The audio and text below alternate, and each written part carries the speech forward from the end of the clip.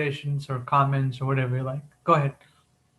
Well, last night we were talking about Srila Prabhupada allowing what happened to kind of happen as like uh, a kindness to Yes. his. Yeah. Yeah. Uh, Mm-hmm. and I just wanted to bring up that that's not the only way a Vaishnav can act. By this scripture that I shared to the WhatsApp group, Mm-hmm.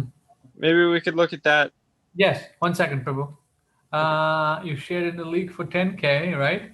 Yeah, it's Adi Lila Chaitanya Charanamrita 5:156. Okay, let me go there. So anyone who's watching this on Facebook, on YouTube, or anywhere else, they can directly participate by just sending a message on the platform that they're watching, and then from there we'll get you right in the Zoom meeting. So okay, leak for 10K. Let's see. When did you share it, Prabhu? Today? Yeah. Okay, today. Let me go back. Come on, guys. I actually didn't share the scripture itself. I said, Oh, okay, okay. Let me go to that. CC 5157. CCRD, okay. Let's see. CC. well, really, actually, 157 refers to 156. Okay, no So, worries. yeah. Prabhupada,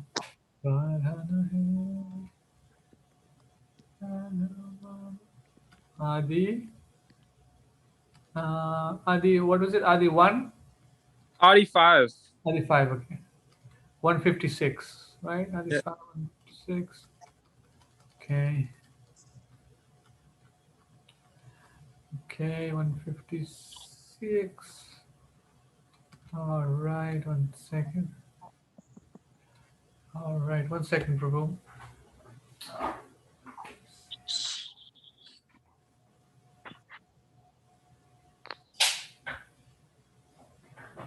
All right. Krishna. 1 second, Prabhu.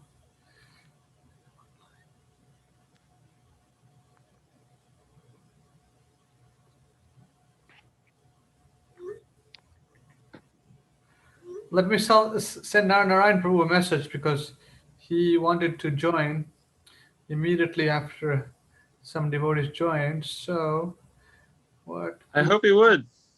Try. 1 second.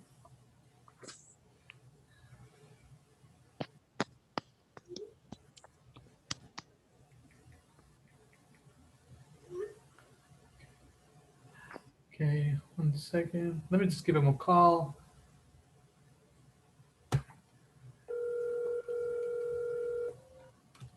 Okay, let me share the screen also.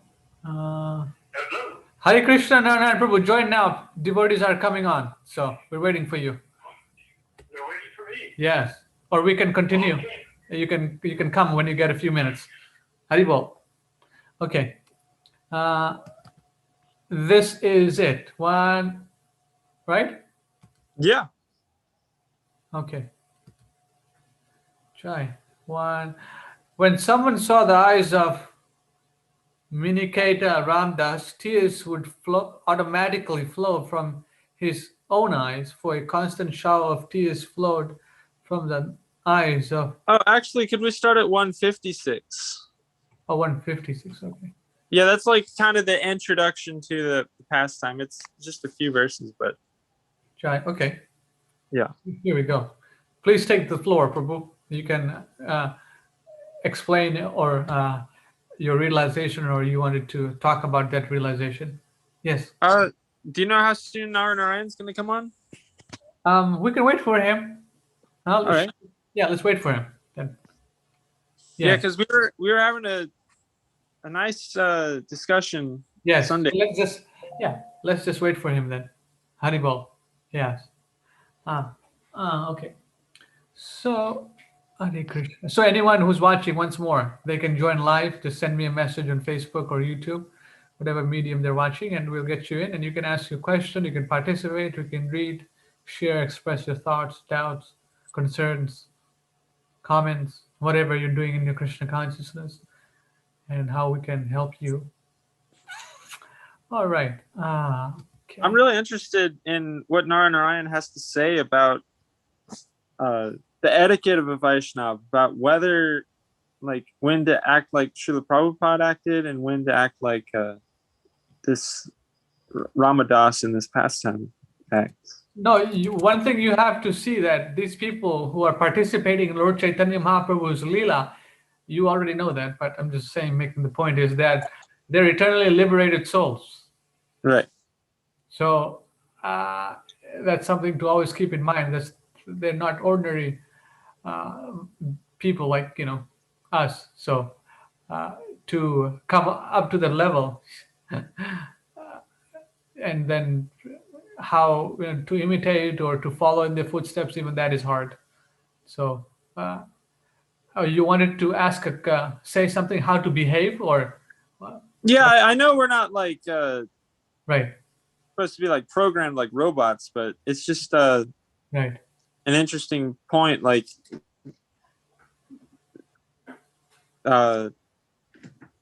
to just question what Narayan was saying last night. I mean, Sunday night. Okay, I see. Right. Yeah, that's a good question to him. So, Jai. Um, hmm. Yeah, the Krishna consciousness, Prabhupada has given us the whole program. Today I was talking to some people who are from the temple around here. They were asking me management questions about how to do this, how to do that. So I was trying to talk to them and be like, hey, if you want to learn how to manage a temple, or you have to be educated properly, how what Prabhupada has said and how to do things.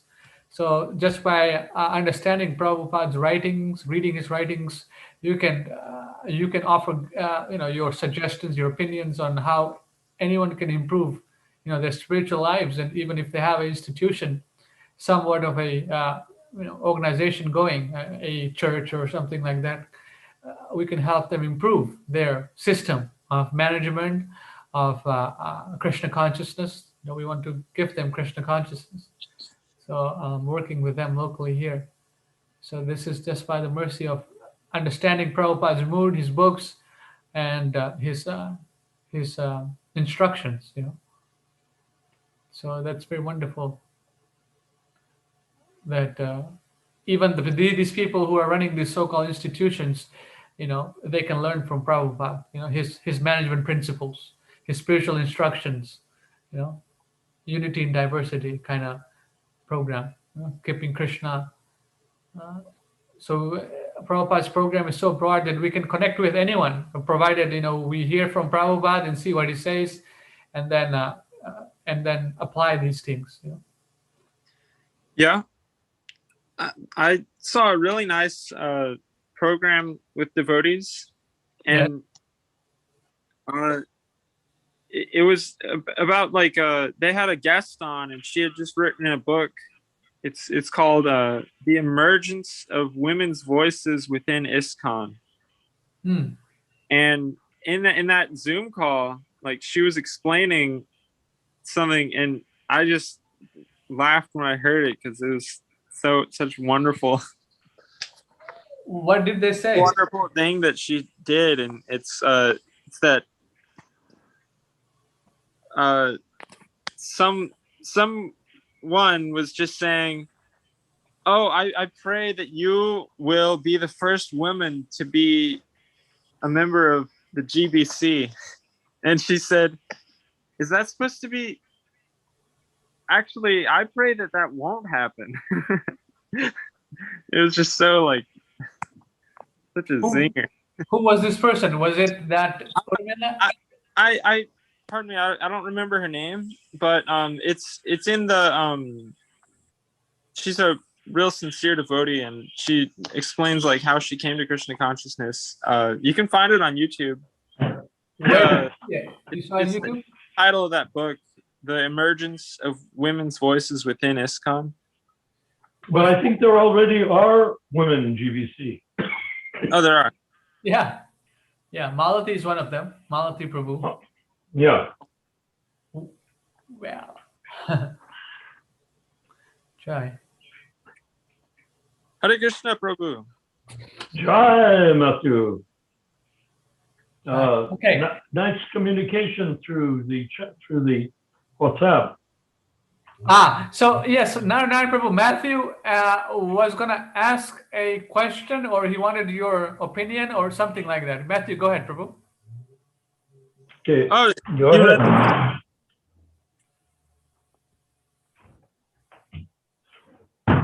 Yes. Okay. I'm ready. Narayan, you read those verses? The witches? Let The me- let me yeah, show you. 156 through 179. Okay. Oh, when did you post them? Yeah, I said that I wanted to bring them up. I didn't post the verses. I just did verse numbers. Okay, we can read it and then you can make your comment, Prabhu. Okay, especially Srila Prabhupada's commentary in these verses. It's There's no commentary on this verse, so can we go to that? Can we read it over and then go one by one? sure. Go ahead. Lord Nityananda is the same. Lord Krishna and Lord Nityananda is Lord Balaram. Lord Chaitanya is the same Lord Krishna, and Lord Nityananda is Lord Balaram. Lord Nityananda fulfills all of Lord Chaitanya's desires. All right. The ocean of Lord Nityananda's glories is infinite and unfathomable. Only by his mercy can I touch even a drop of it. Okay. Please listen to another glory of his mercy. He made a fallen living entity climb to the highest limit. Okay. To disclose it is not proper, for it should be kept as confidential as the Vedas, yet I shall speak of it to make his mercy known to all. All right. O Lord Nityananda, I write of your mercy out of great exultation. Please forgive me for my offenses. Okay. Lord Nityananda Prabhu had a servant named Sri Meenaketana Ramadas, who was a reservoir of love. At my house, there was Sankirtan day and night, and therefore he visited there, having been invited. Absorbed in emotional love, he sat in my courtyard, and all the Vaishnavas bowed down at his feet. In a joyful mood of love of God, he sometimes climbed upon the shoulder of someone offering obeisances, and sometimes he struck others with his flute or mildly slapped them. When someone saw the eyes of Meenaketan Ramadas, tears would automatically flow from his own eyes, for a constant shower of tears flowed from the eyes of Meenaketana Ramadas. Sometimes there were eruptions of ecstasy, like kadamba flowers, on some parts of his body, and sometimes one limb would be stunned while another would be trembling. Okay. Should we continue? Yeah. Okay, go ahead. Whenever he shouted aloud the name Nityananda, the people around him were filled with great wonder and astonishment. All right. Okay. One respectable Brahmana named Sri Gunarnav Mishra was serving the deity. When Meenaketan was seated in the courtyard, this Brahmana did not offer him respect. Seeing this, Sri Ramadas became angry and spoke. Here I find the second Romaharshan Sutta, who did not stand to show honor when he saw Lord Balaram. So is he referring to himself coming as a devotee and this person doing puja, not putting his puja stuff down and coming greeting him? Is this what's going on? Yes. Okay. Go ahead. After saying this, he danced and sang to his heart's content, but the Brahmana did not become angry, for he was then serving Lord Krishna. Purport. Meenaketan Ramadas was a great devotee of Lord Nityananda. When he entered the house of Krishnadas Kaviraj, Gunarnav Mishra, the priest who was worshipping the deity installed in the house, did not receive him very well. A similar event occurred when Romaharshan Sutta was speaking at a great assembly of sages in Naimisharanya. Lord Baladev entered that great assembly, but since Romaharshan Sutta was on the Vyasasan, he did not get down to offer respect to Lord Baladev. The behavior of Gunarnav Mishra indicated that he had no great respect for Lord Nityananda. And this idea was not at all palatable to Minakaitan Ramadas. For this reason, the mentality of Minakaitan Ramadas is never deprecated by devotees. Now, this is the point that is so related to our conversation on Sunday. Okay. Yes. Which I was was? just Can you? about how Srila Prabhupada was not disclosing the fault of his disciples. And yet here we see this seems like a sadhu relationship, and yet he's being heavy and he's still not deprecated for that heaviness. I see. I see what you're saying. So Krishna Das Kaviraj, when he entered the house of Krishna Das. Okay, I see what you're saying. I see. There was someone engaged in the worship of Lord Krishna, I guess, right? He was serving Lord. Oh yeah. So someone was worshiping Lord Krishna. And Yeah, Krishna Das Kaviraj's house. Yes. yeah. So Gunanava Mishra was worshiping Lord Krishna at the house of Krishna Das Kaviraj, and Minikata Ramdas Prabhu came, and this person, the Brahmana, Gunanava Mishra, was worshiping the deity. So he did not show any reverence, or he didn't what's the word here? Acknowledge him arriving. That, oh, here's a devotee coming, so let me stop my worship of Lord Krishna and attend to his needs, right? Or ask for his well-being. So in this way, Minikata Ramdas, he found fault with what this person was doing, Gunanava Mishra, who was worshiping Lord Krishna, and he did not pay attention to Minikata Ramdas. So here he criticizes this Gunanava Mishra as a Romaharshan Sutta, who didn't stand up when Lord Balaram came. Right? Yeah, he's identifying him with a offender. Yeah. Yes. Is he comparing or is he identifying? He's calling him a second Romaharshan. So he's saying that he's not saying that this is a reincarnation of Romaharshan. He's saying here a similar event occurred when Romaharshan Sutta was speaking to the great assembly of sages at Naimisharanya. So what does this mean? He's just identifying him as an offender. It's interesting, and it was he did not offer proper respect to Lord Nityananda. No. This is talking about Minikata Ramdas came to the house of Krishna Das Kaviraj, where Gunanava Mishra was doing the worship of Lord Krishna. So when Gunanava Mishra was doing the worship of Lord Krishna, Minikata Ramdas arrived on the scene. For me, that's a little bewildering, because when Baladev came to the forest of Naimisharanya and Romaharshan Sutta did not stand up, that was a technical offense. Ended his life, but it was a technical offense because he was supposed to be sitting on the Vyasasan to over that 80,000 sages or whatever it was in the forest. And when Baladev came in, it's like when Sukadev Goswami came into the assembly with the demigods and Parikshit Maharaj, and that when he came in, this is Krishna himself expanded as Balaram, and if he did not stand up, that was a very great error. I'm trying to compare unless Lord Nityananda came into the room, how is that situation comparable? Yeah, the thing with this is that it seems like Miniketa Ramdas was in a very exalted position here.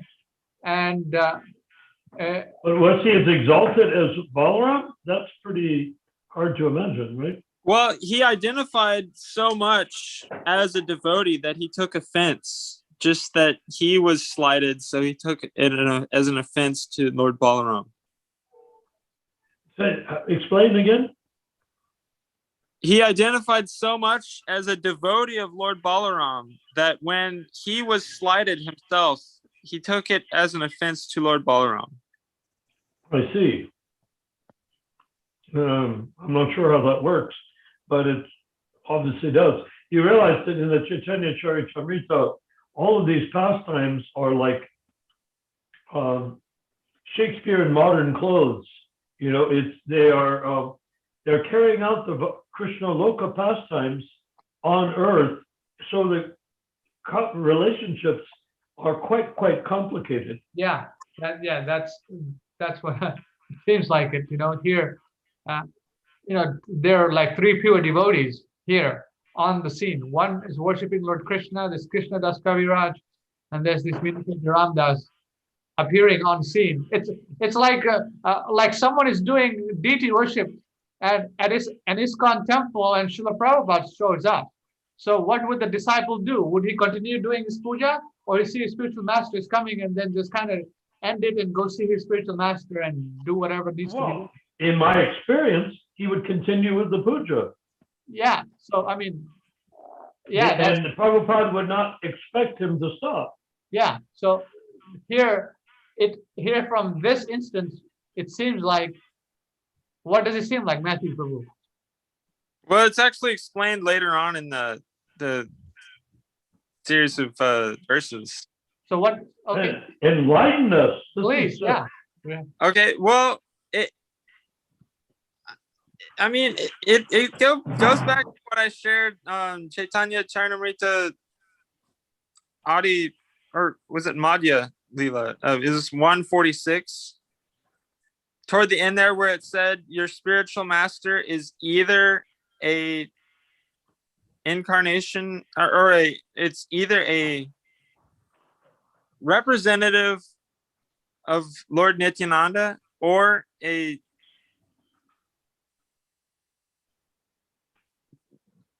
associate of Srimati Radharani. And so I'm just thinking, like, I've heard we're supposed to be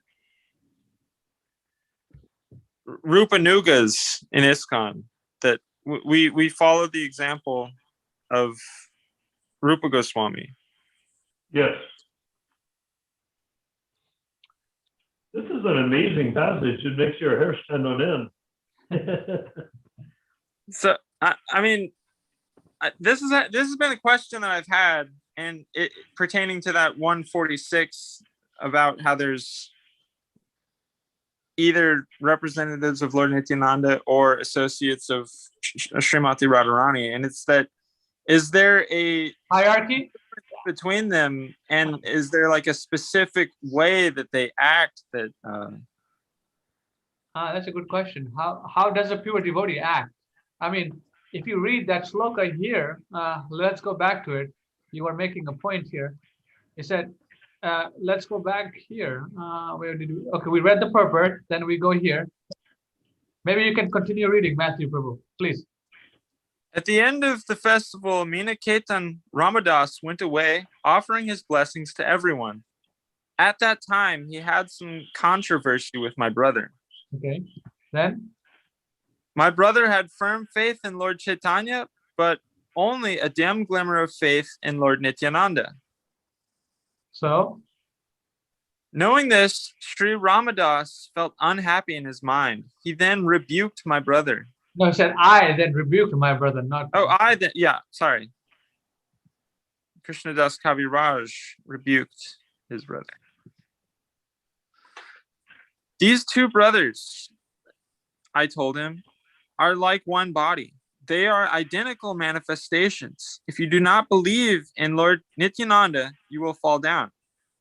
So now we can see the whole context. This person was worshiping Lord Krishna, but he didn't have faith in Lord Nityananda. So Miniketa Ramdas, knowing his internal situation, he rebuked him, right? Yes. Yeah, To I save have. him from falling, to prevent him from falling down. Yes. So it was then at the end, he gave mercy to both of them. Then Krishna Das Kaviraj thought about it and thought, oh, this is what's going on with my brother. So he further elaborated what was happening that Miniketa Ramdas saw in the person who was doing the worship of Lord Krishna.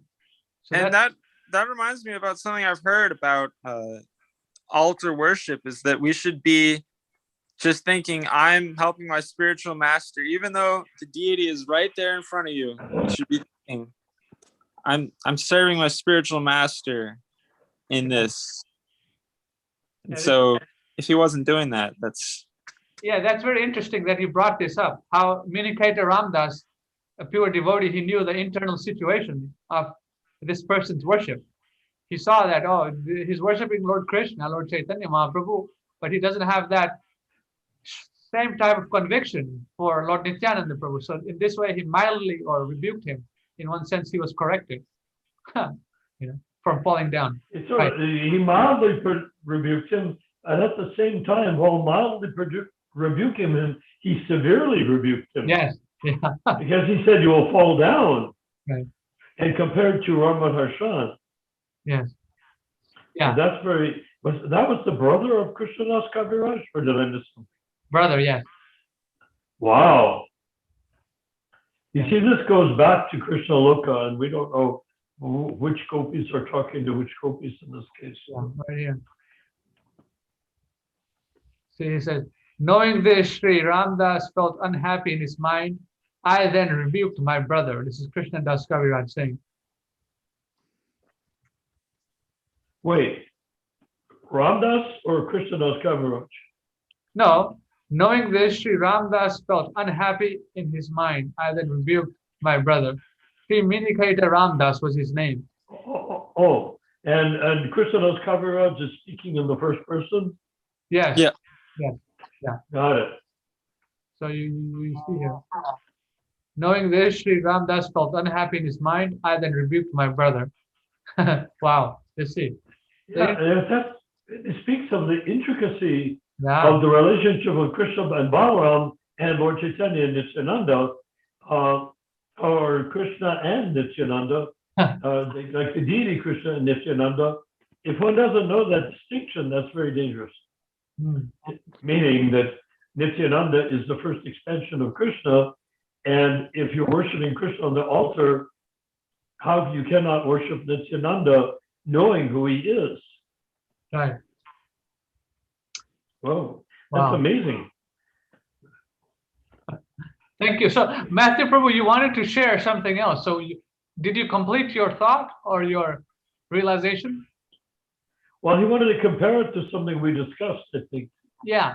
right. Yeah. I was just wondering, like, this seems like a sadhu relationship between them, and yet Srila Prabhupada is the guru, and there's this heaviness that's there. And I'm just thinking about how Srila Prabhupada was what we were talking about how it was keep not going, get into it. I'm going to hear about this. It was not disclosing that the disciples were doing terrible things.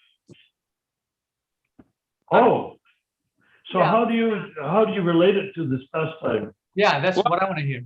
I'm just wondering, like, what's the, like, I mean, we get our knowledge from Guru, Sadhu, and Shastra. All right. Yeah. But like here, it seems like there's an overlap that it doesn't seem like any guru relationship, but still the heaviness is brought in.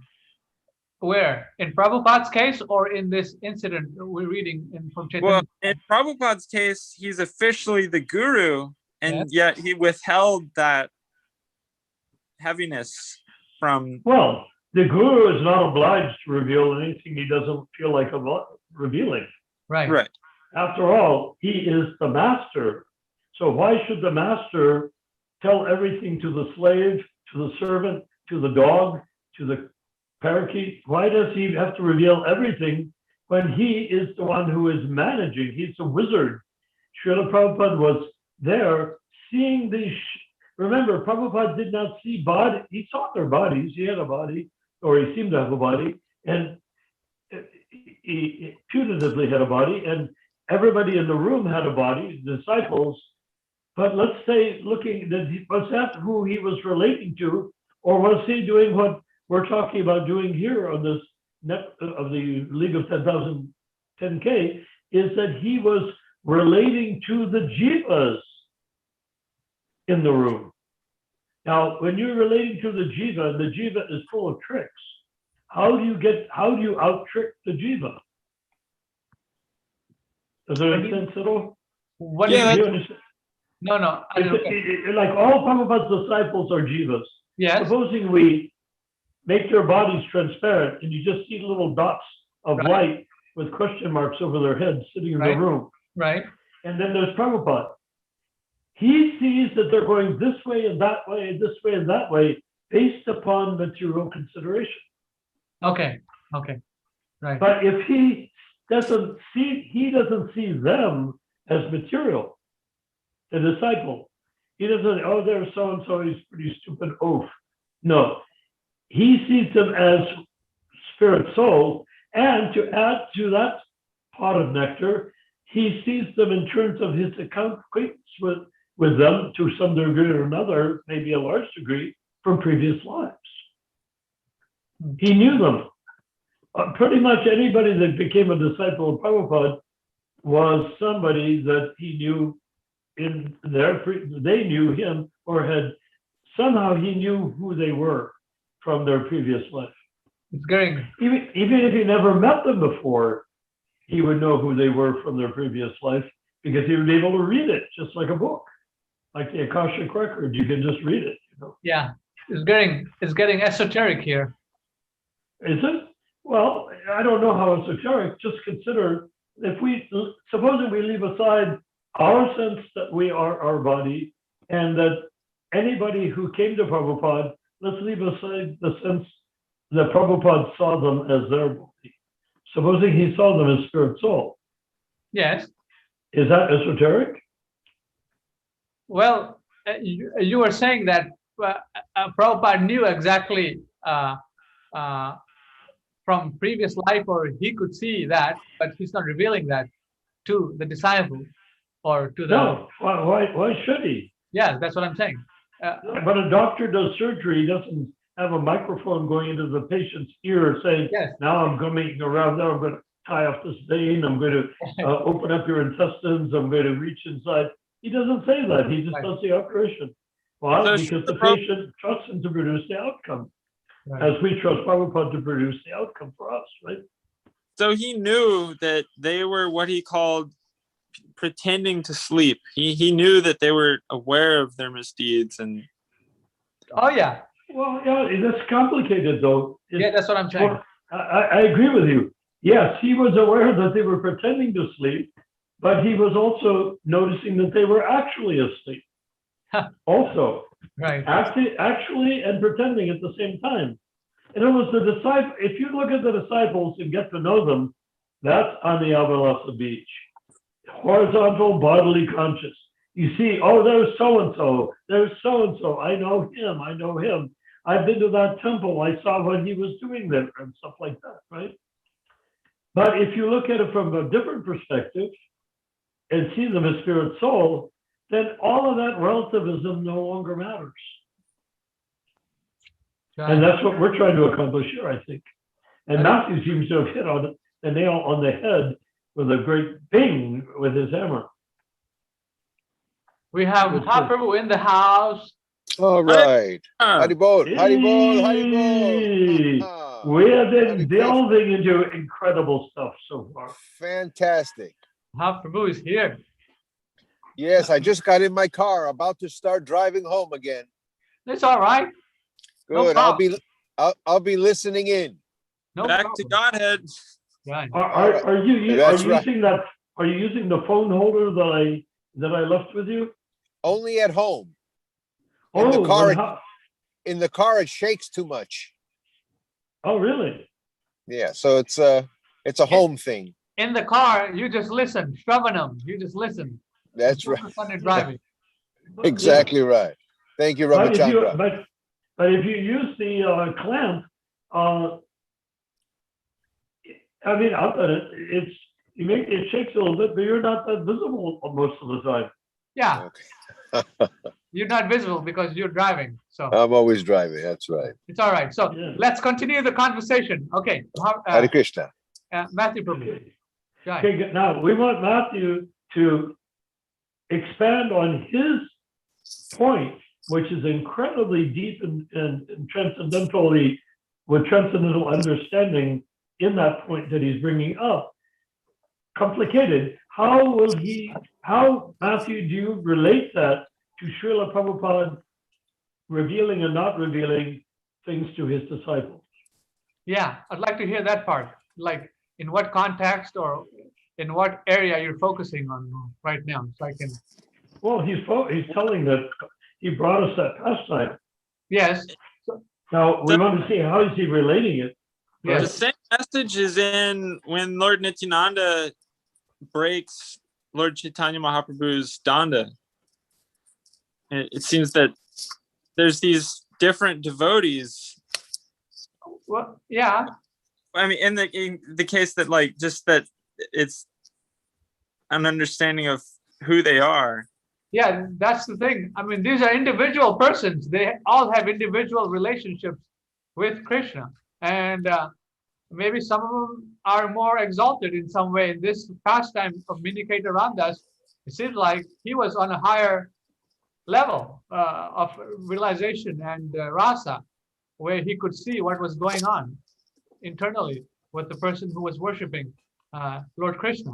And then he rebuked him, and then he corrected him, and then the whole thing got rectified immediately, or so called. Was he worshiping a deity as Krishna?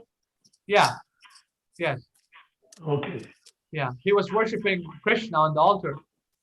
Yeah. As a deity. Yes. And we have to understand that in the line of Lord Chaitanya and Nityananda, the deity on the altar is being worshipped in the mood of Vishnu.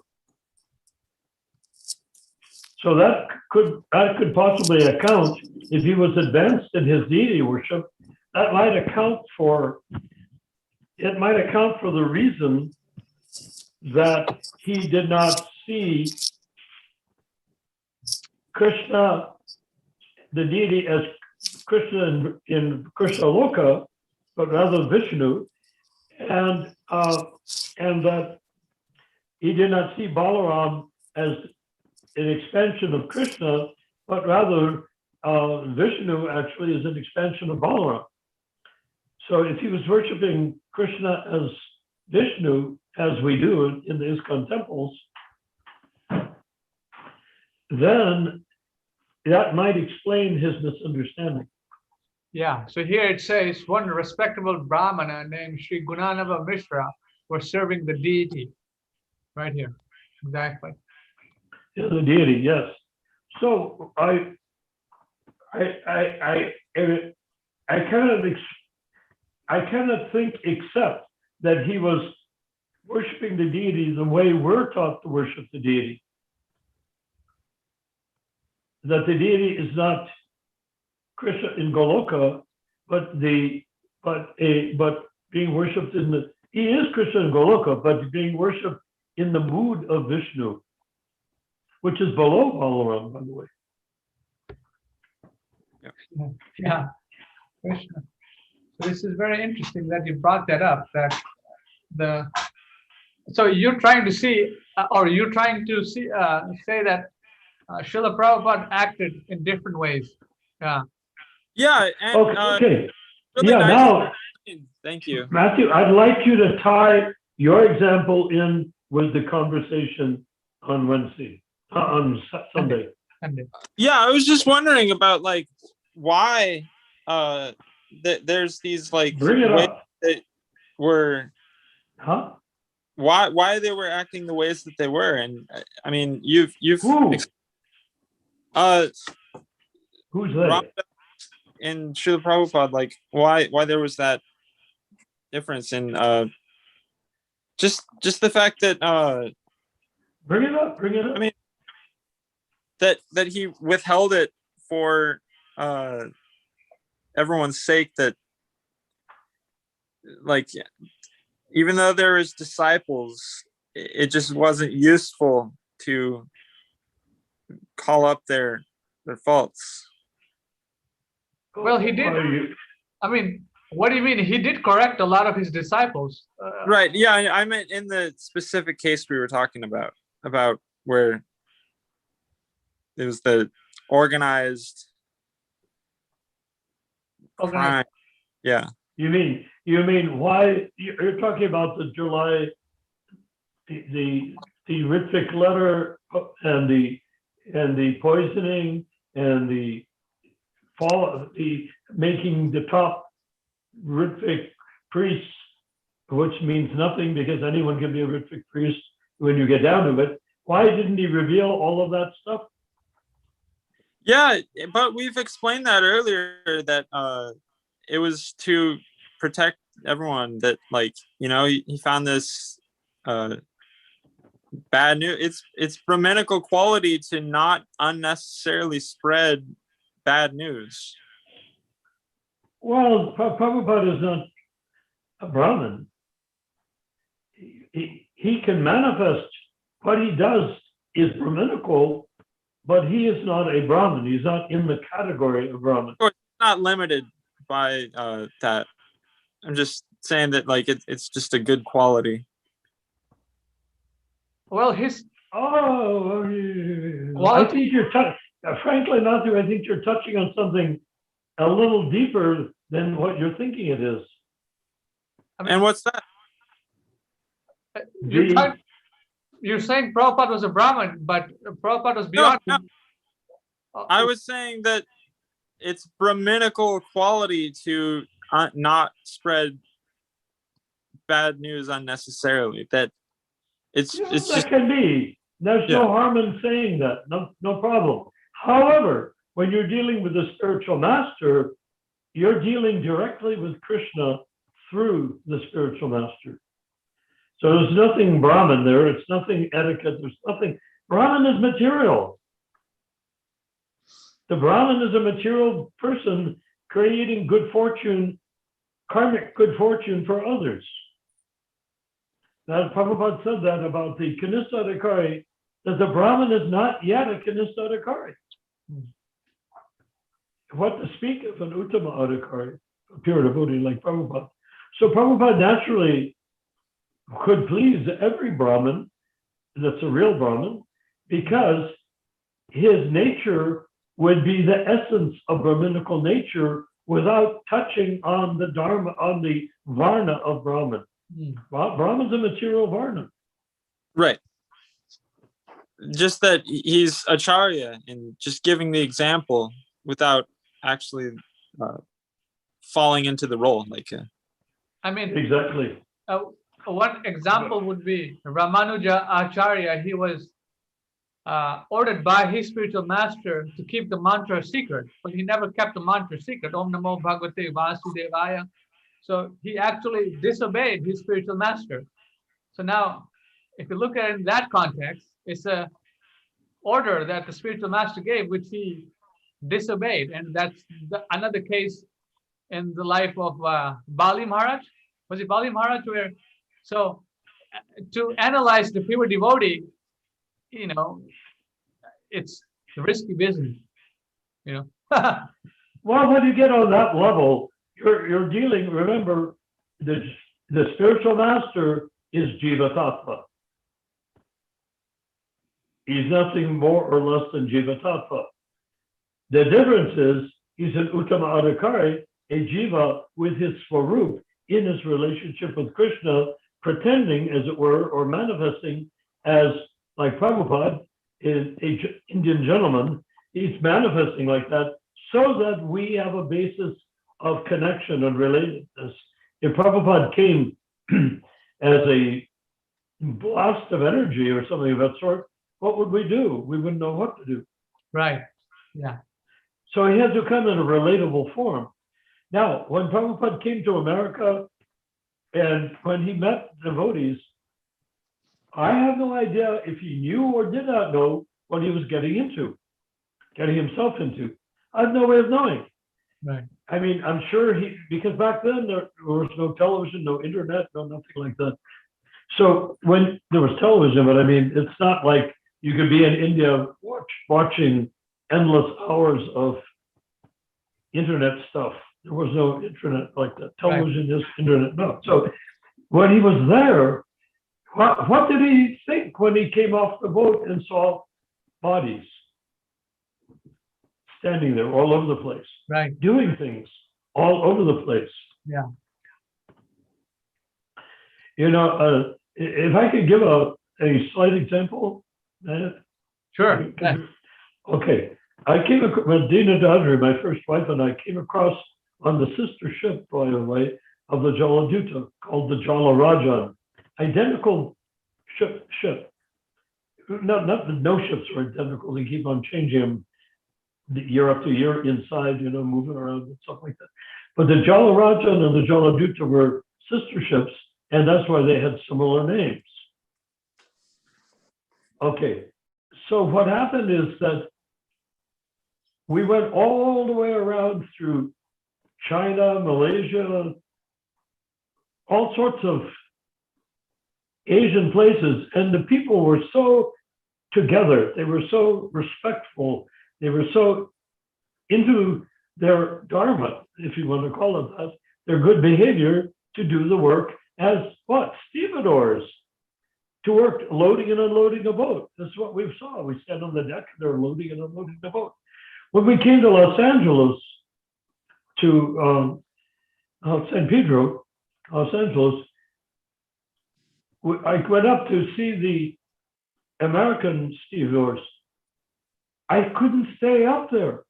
Having been in India for a few years and having gone through all of these Malaysian and whatnot, Hong Kong and Taiwanese stevedores, I came up and it was like being in an association of gigantic gorillas. They were they were shouting at each other. They had no etiquette at all, zero. And so there they were, you know, and I saw them and I was talking, and and they spoke English, of course, which the other ones didn't. So I tried to ask, but they were so brutal and rough, longshoremen. I ran back down inside into the, we came across in the owner's cabin. They, you know, the crew, and they have ordinary cabins. We came across in the elegant cabin of the owner, namely Sumati Maharaji, who said, okay, Prabhupada, the same thing, owner's cabin. And so what happened is, and Prabhupada, and I just said that example in my own life, because it seems, imagine how Prabhupada has been understanding how everybody behaves. And on the boat, all Indians, they all behaving. And then he comes to New York. Suddenly, it must have faced something very similar to what I faced. These gigantic monsters, beef-fed, gigantic bodies, strong, like workout artists, you know, screaming and acting in a certain way. It must have been completely surprising to Srila Prabhupada to see people behaving like that. Mm. So then I'm asking them, having not ever been to America before, here he comes and meets people on the street, in places, in shops. Right. And in that sense, was he only seeing them as bodies, or as a pure devotee, was he seeing them for who they really were, spirit soul? That's what we need to, that's what we need to do, is see spirit soul, not bodies. It's not that hard. You just switch. It's like turning the light switch on. There's light. Turn the light switch off. It's dark. That's how easy it is. Just turn the light switch on right now. Soul. We're dealing with spirit souls. Every one of us. Okay. So just to finish up the example. So when Prabhupada had disciples, now moving ahead from what? 1966 to 1970? That's not very many years. Yes. And what happened in that time? He could understand everyone as a jiva, who they were likely to become in their next life if they didn't become devotees. Everything. The entire saga of the soul with the mind, the soul traveling with the mind, the entire saga, the entire drama of each person's. You see, I look at you, you look at me, and they say, well, that's why I'm trying to this or anything like that. We can really body to body. But if we were on the same level, if Prabhupada was looking at us, he would be seeing who you were in your past lives. He'd see who was I in my past lives. And who can we be in relationship to each other in this life that will lead us to being spirit soul perception rather than just body conception. Does that tie into any of the things we were talking about? Yes. Or you get that? Yeah. So we're talking about Srila Prabhupada. Why did he reveal or not reveal? He was not obliged to reveal anything. He's the spiritual master. Why should the spiritual master reveal anything? He reveals what he feels the disciple can use, right? Right. Yeah, especially on that quote, like, don't cast your pearls before swine. Well, unfortunately for Prabhupada, or fortunately for us, he came into the swine yard called America. And he began casting pearls in front of the only residents of the swine sty that he could see, and that was us. Yeah, but what I meant to take the unnecessary risk of putting himself in danger. I heard one of the early pastimes of Srila Prabhupada in America is that he took shelter of one of his original disciples away from another one that was going crazy. What are you talking? Whose disciples? Prabhupada's disciples or Prabhupada's godbrothers? That Srila Prabhupada was taking shelter in someone's apartment because there was a crazy guy, and so it's a YMCA. It was. Yeah, room in a YMCA. Okay, that might be it. It was a heroin addict. The guy was a crazy heroin addict. Yeah. Yeah, I heard. I mean, he attacked Prabhupada. Right. Yeah. So go ahead, Matthew. You were going to make a point. So can you finish that line of thought? Yeah. Oh, yeah, just that. What is? I mean. Take us there. Take us there. Just. Of course, Krishna's in everything, but that doesn't mean that we just take unnecessary risks. What? Do you think Prabhupada cared at all about taking risks? No, he did. He would have stayed in Vrindavan. Those were his spiritual master's orders to take those risks. But I'm just saying, like jumping in the Atlantic Ocean, chanting Hare Krishna, and trying to see something crazy. So Matthew, I think you're talking on a much deeper level than you're revealing to us right now. About what? About you were comparing these two two groups of activity. namely from the Chaitanya Charitamrita, which was pretty amazing. If I had hair, I would be standing on end. And Prabhupada not revealing everything to or about his disciples. Yeah, I mean, well, you know what I was talking about how there's the two different kinds of spiritual masters. Like, didn't Srila Prabhupada say that he came from the spiritual world? Well, of course he came from the spiritual world. Right. You can't, if you become an Uttama Adhikari, as we talk about, and you get into your rasa with Krishna, the next time, if you're in your rasa with Krishna, then you will have come from the spiritual world when you talk to somebody, even though you grew up with them in Texas. Right.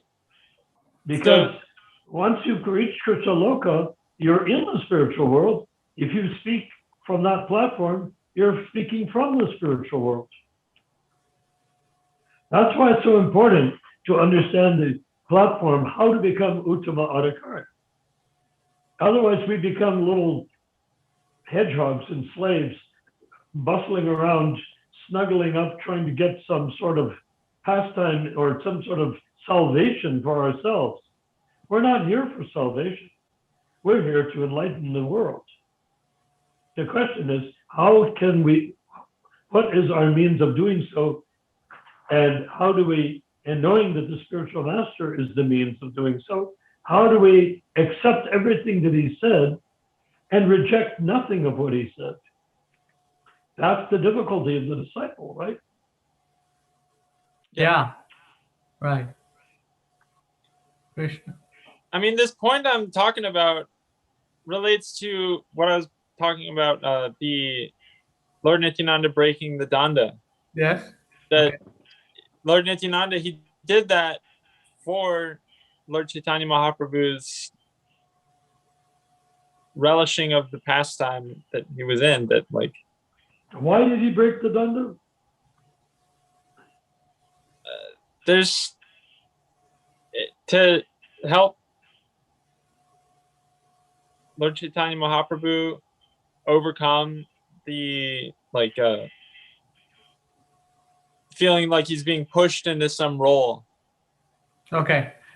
So it was a symbolic thing that Lord Chaitanya Mahaprabhu here is the Supreme Personality of Godhead. He doesn't need any danda or anything like that.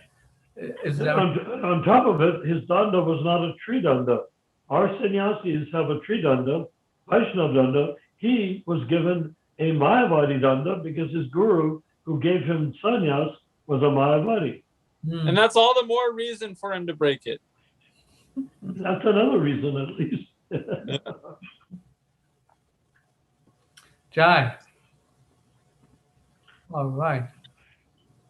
So this is very fascinating because, can I touch back on the question of when Prabhupada is sitting on the Vyasasan, looking out amongst a gathering of maybe 100 devotees in the room, what is he seeing? Unique opportunities to please Krishna. Yeah, but what does he see looking at him? What does he, what is sitting in front of Prabhupada consciously looking at Prabhupada from Prabhupada's perspective? Atma. Jivas. Individual spirit souls. So you're saying right? Prabhupada is looking from his vision to the other souls present, the jivas present, or well, let me ask: does he see them in terms of their body? Obviously, because he talks about them in terms of their body. Right. But aside from seeing them in terms of their body, does he consider that's who they are, or is he looking at them as jivas? Remember, I just gave that little anecdote that he could see past, present, and future. So he could tell who you were, who you are now, and who you will be, which gave him a great deal of power to engage you in Krishna's service because he knew why you took birth, and then what could you do in this lifetime in Krishna's service to fulfill your purpose of having taken birth. So are you saying, this just came to me, that some people who joined Srila Prabhupada and did some type of service, very wonderful service, their whole aim of life was to engage that part of their life in Prabhupada's service, and after that, they would either stay or they would leave? Well, no, I meant it more that Prabhupada would look at them and see what could they do. I know. What were they born? Supposing you look at the range of a person's character and personality Right. from the spiritual point of view, Right. not from the bodily point of view. Leaving the body aside, of course, you have a body based on who you are, meaning who you are as a soul. Right. You get the soul gets the body according to his karma. Yes. But in Prabhupada's looking at you, is he seeing your karma or is he seeing who you are within the karmic circumstance that you're in? Huh. Right? Right. So how to? So if he sees you within your karmic circumstance, you can say, "Oh, this person was a big man, and then he became a woman of low moral standards." You can see that, if it's. That's what I'm saying. That's what I'm saying. So these people who took birth, they participated in the movement, did some service, and then they either fizzled out or they blooped or whatever. They left. Okay, why did they come? Why did they leave? They came to take advantage of the opportunity to be accepted by Prabhupada. Yes. Yes. This is where the initiators don't even get close to thinking like that. Being accepted by the initiator is not the same thing as being accepted by Prabhupada, because Prabhupada is accepting from Krishna Loka. Right. That angle. Yeah. Whereas the initiators are accepting from being empowered by the GBC within a social religion called ISKCON that they've perverted into ISKCON. Right. So, so to try to answer your question, when Prabhupada saw, so why did people bloop? Are you asking that in a sense? Yeah, that's what I'm saying. saying. Are you saying they were destined to bloop? Yeah, that's what I'm thinking right now, the way you're explaining it, that Prabhupada saw the whole situation and he engaged them according to their capacity, knowing that, okay, if they stay on track, or maybe he knew that, like we have talked before, that Prabhupada told them to go to Sridhar Maharaj.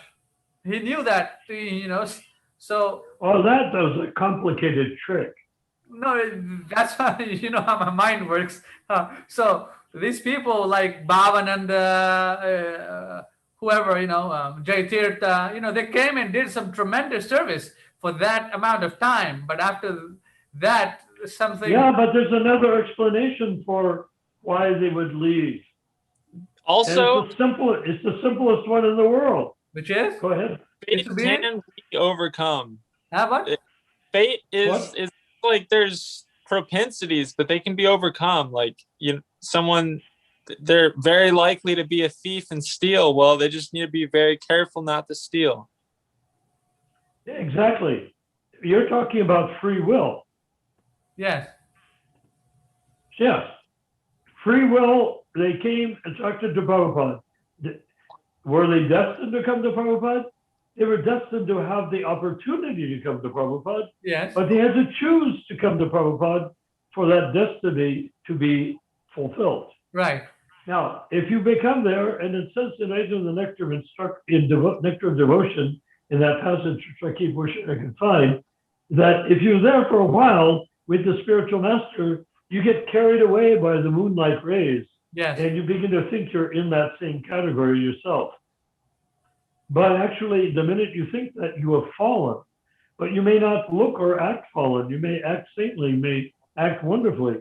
You may, and that's how the Rithviks did when they declared themselves gurus. They acted wonderfully for close to a year. Why? Because they were full of the Shakti of having been floating in the aura of Srila Prabhupada, in that moon-like rays of Srila Prabhupada. Right.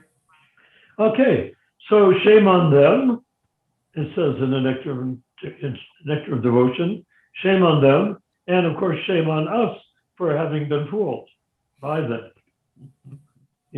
But to deal with your issue is that they came to Krishna consciousness by choice. They became bewildered by thinking they were pure because they were associating with the pure, clearly outlined in the Nectar Devotion. Yes. And then they left. Right. As a matter of free will. Yes. And at some point, and there's no way of determining when that point is, they will come back. Right. By free will. Yeah. When they've overcome the aparat that they have committed in huge proportions. Right. I mean, they had no business going against the person that came to save them and deliver them. Only because they thought they had reached that same platform would they dare to do such a thing. Even daring to think Prabhupada was senile. Yeah. Or to follow the guidance of someone like Narayan Maharaj, who is an absolute villain. Mm-hmm. So yeah, I mean, it's looking at it. Another thought just came to me that I was thinking about, that Srila Prabhupada came at the age of 69, 70, established the movement, but the disciples, especially the senior men who Prabhupada elected and gave them a lot of credit and a lot of responsibility, in a few years, less than 10, 12 years, they came up to such a high standard artificially.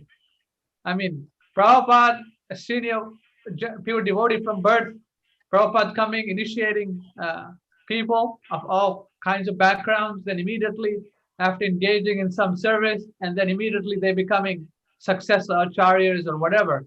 It just sounds crazy. It sounds impossible. Well, because consider the false ego has to be completely sacrificed at the time of initiation. Right. So now, if you sacrifice, and pretty much anyone who took initiation completely sacrificed their false ego during the initiation ceremony. Okay. But at some point, people start looking up to them, or they find that their karmic charm can charm people, they can delude people, they can trick people, okay. They can do a whole, like Bhavananda could do a whole faldiral and get multi-billionaires to donate massive amounts of money. Achha. All that false prestige.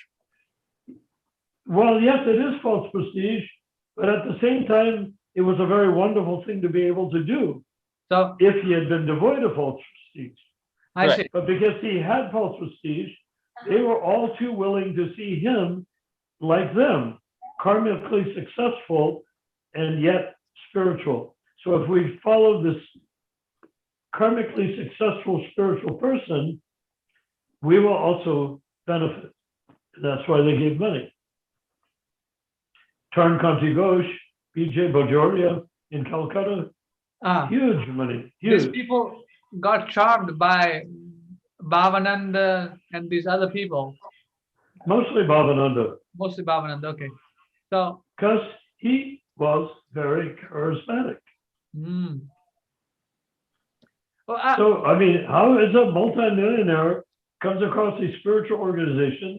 The multimillionaire met Srila Prabhupada. He right. understood all of these things about Prabhupada. And then you see these people, supposedly his successor. Why would they doubt it? What? Well, why would they doubt it? Why would they doubt it? Okay, I see. Because Prabhupada was genuine. Members, what? Prabhupada was a genuine acharya. They understood from his demeanor and his teachings, okay, these are his close associates, so they're like him also, or they... Yeah, well, if they're good students, which they must be to be in charge of the whole movement, Right. if they're good students, would they lie? Obviously. Well, actually, did they lie? Yeah. That's the Or question. did they believe themselves what they were saying, which we could say was a lie, or we could even say it was complete self-delusion, Right. according to that part of the nectar of devotion, Right. right? Yeah. You know, if you're caught up in the moon like rays, who the hell is going to be able to convince you that you're not, those are not your rays? Now you're talking right. Right. So, yeah. I mean, you're getting millions of dollars, and then, you're doing some kind of service for Srila Prabhupada. Who can convince you that, hey, what you're doing is really inappropriate? You're cheating people. How? Well, they weren't really cheating people. The Well, cheating came in when they were convinced that they were actual successors to I Prabhupada. see. I see. They could have gone on and on and on being charismatic money givers and stuff like that for Prabhupada. But no, not only they wanted to take the place of Prabhupada, they actually murdered Prabhupada in order to take his place. Kill Guru, become Guru. Yeah. So that's where the problem lies. The dastardly events. But the question is, who is in a position to figure all of that out at the time? So what? Prabhupada. Yeah. So did you think he didn't do the right thing? No, he did. No, I was never. He did trying the to- right thing.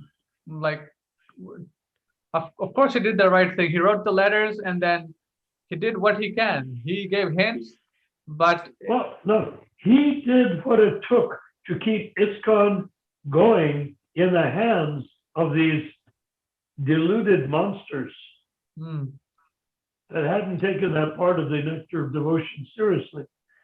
But look who the Ritviks were. Look at them. They're not wearing clothes. Look at them now without their clothes. Just see what sort of creatures they are. Right? what do you mean with their clothes and without their clothes?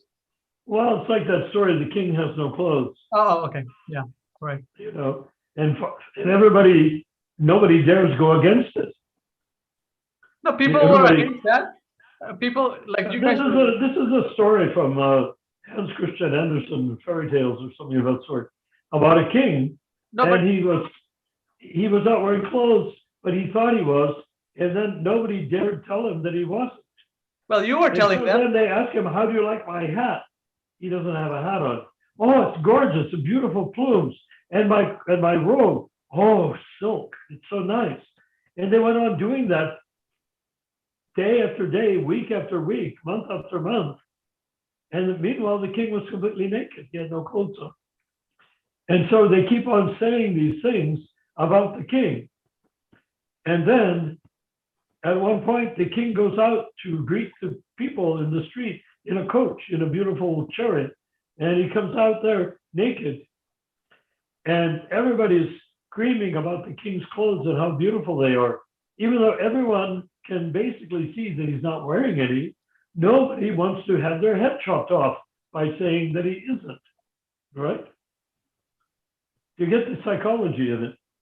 Well, It's yeah. a common psychology. They made that a story to prove to people that people say what they're supposed to say, not what is actually there in front of their nose that they can see. Well, And so one little kid is on his father's shoulders, and he looks out, he sees the king, he screams out so that hundreds and hundreds of people can hear him, says, "Why is the king naked? Why isn't he wearing any clothes?" And at that point, the spell is broken. And all these people that are pretending that they can see the clothes the king has, and actually have convinced them that he's wearing clothes, that they can see that he's not. This is human self-deception. All of a sudden, everybody goes, boing, and they can see that the king is not wearing any clothes. It's a fantastic concept. so this concept, how does it apply in ISKCON? Well, that's what we're all doing. All the GBC, Oh. all the gurus, all Bhavananda, all the sannyasi. Should he be put back as initiating guru again? Oh, the king is in snow clothes, but nobody dares say so. Well, you're saying it. I'm saying it. Then they excommunicated him. Better to sell these temples and make books. No. Better to transform. Better to come to the League of 10K and create an irrefutable argument for restoring ISKCON to what it never actually even experienced being from the earliest days. Prabhupada never got what he wanted. He got what he could get, but he never got what he wanted or needed to make this movement a success. The League of 10K has the power to go back and start from scratch saying, okay, why did they not accept being GBC with elections? You go, they didn't do it. That's just a material argument. Oh, they didn't do it. They're bad people. That's an even worse material argument. No, why didn't they do it? Because they didn't realize that the spiritual master's word is Krishna. And therefore, they actually lost their entitlement to refer to themselves as devotees or disciples of Prabhupada when they refused to have elections. Jai. Because they signed a vow to their spiritual master that they were going to have elections. But they relativized it. No, the king has such a nice hat. Oh, the king has such a nice sword. Oh, he's got such a nice pants. No, the king is naked. They didn't. They falsified in their minds what Prabhupada had said. So our job is to defalsify. Actually, I take that to the point of kirtan also. People disagree with me, but there's no hard and fast rules for chanting. No, there is one hard and fast rule for chanting. Listen to the spiritual master, chant the way he chants. That's the hard and fast rule. However he chants, you chant. If you chant like someone else, you be the disciple of someone else, not of the spiritual master. That's the truth. So what does no hard and fast rules mean? It means that you no longer have to belong to a certain caste to chant the holy name. Oh, no hard and fast rules means no sociological barrier. In the Vedic culture, even at the time of Lord Chaitanya, if somebody was acting outside of their caste, they could be beaten to death. But Lord Chaitanya broke down the storehouse of the walls, flooded the land, and those who were devotees, they drowned. And those who were not devotees, they floated. What did he do? He broke open the storehouse, meaning no hard and fast rules. You can chant instead of you can't chant. No hard and fast rules means you can chant. Or even if you want to go back to Godhead, you must chant. But I'm not qualified. I'm not in the right Brahminical. No hard and fast rule. You must chant. Chant. Never mind, you must chant. Chant. And then begin kirtan. All right. Do you get the point as to why we cannot chant melodies other than Prabhupada's? If we're not chanting Prabhupada's melodies, may I ask whose melodies are we chanting? Grandmother. It could be grandmother, or it could be Bollywood, it could be rock and roll. Yes. Therefore, if we want to really be serious, we have to be that serious. Starting from don't say anything not said by the spiritual master, don't chant anything not chanted by the spiritual master. Why? When Prabhupada gave Gayatri mantra into the right ear of the disciple, the question can be, why didn't Prabhupada say, there's no hard and fast rules, therefore just find some book in there somewhere. Get it, and you can chant according to the book. He spoke it to that person. Why? Because he was the spiritual master. If there's no hard and fast rule, then he wouldn't have done that. He said, everybody knows Gayatri Mantra. Nowadays you can go online and find Gayatri Mantra everywhere. All kinds of Gayatri mantras. Okay, so I have a question now. Okay, so Go for it. we speak what Prabhupada has spoken and what he has written. We read his books, read his letters, conversations, GBC documents. We repeat everything. Then where does the free will come in? I mean, yes, we're repeating everything Prabhupada is saying, right? But then we're individual living entities. How does the free will come into this? For example, how does that work in Prabhupada's grand scheme of things?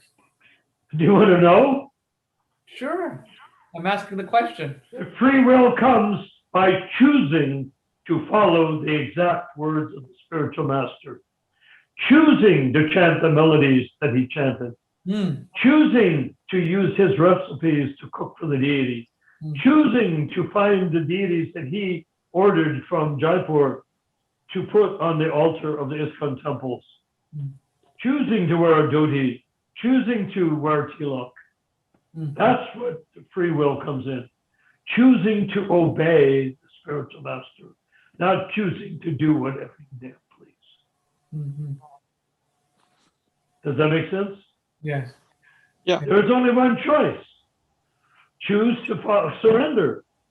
Otherwise, what is the meaning of Diksha? Just a fun thing to do? Oh, I got a spiritual name and some beads chanted on by God knows who. No. What is the benefit of Diksha if it's not your surrender? Not your surrender, choosing to surrender. And what will happen to a person who chooses to surrender? I should ask. What happens to the person that chooses to surrender to Prabhupada, Ramanuja or Matthew Prabhu? What? What's the question, Narayan Prabhu?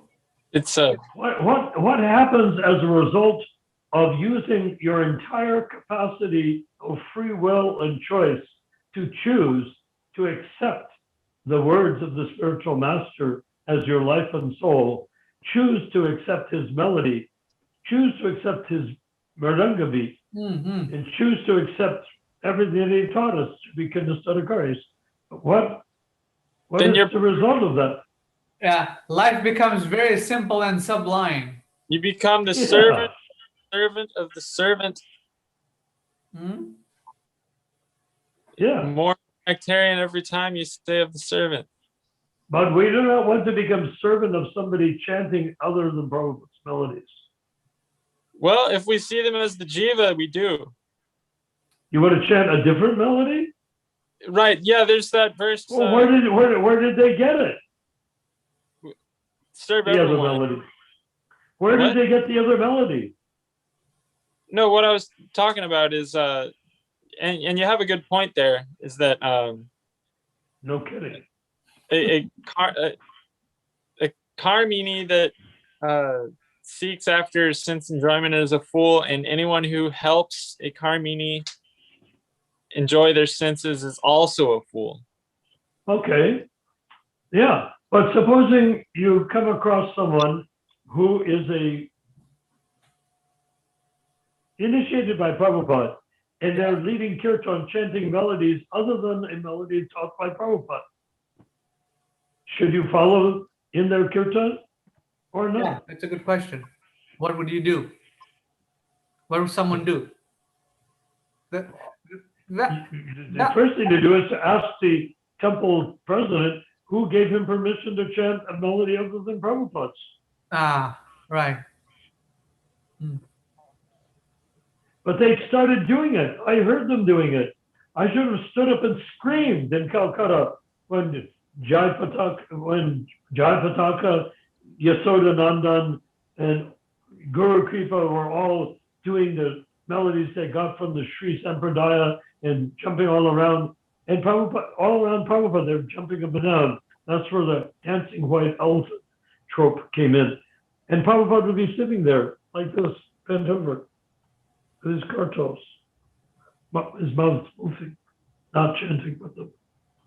Can you share any quotes from Srila Prabhupada about that? About what? About the importance of not doing that? Well, I did share Doing it. what? Not doing what? Chanting other melodies, what he has provided. Oh, yeah. Well, where would you get the other melody? Why do you need a quote? I could give you. Prabhupada told me personally, but why do you need a quote to say I don't have permission to do something other than what I was taught by my spiritual master? Because when you have a debate, the Shastric evidence is very helpful. Ah, yeah. Okay, but the Shastric evidence begins by saying what is the free will of the disciple? Okay.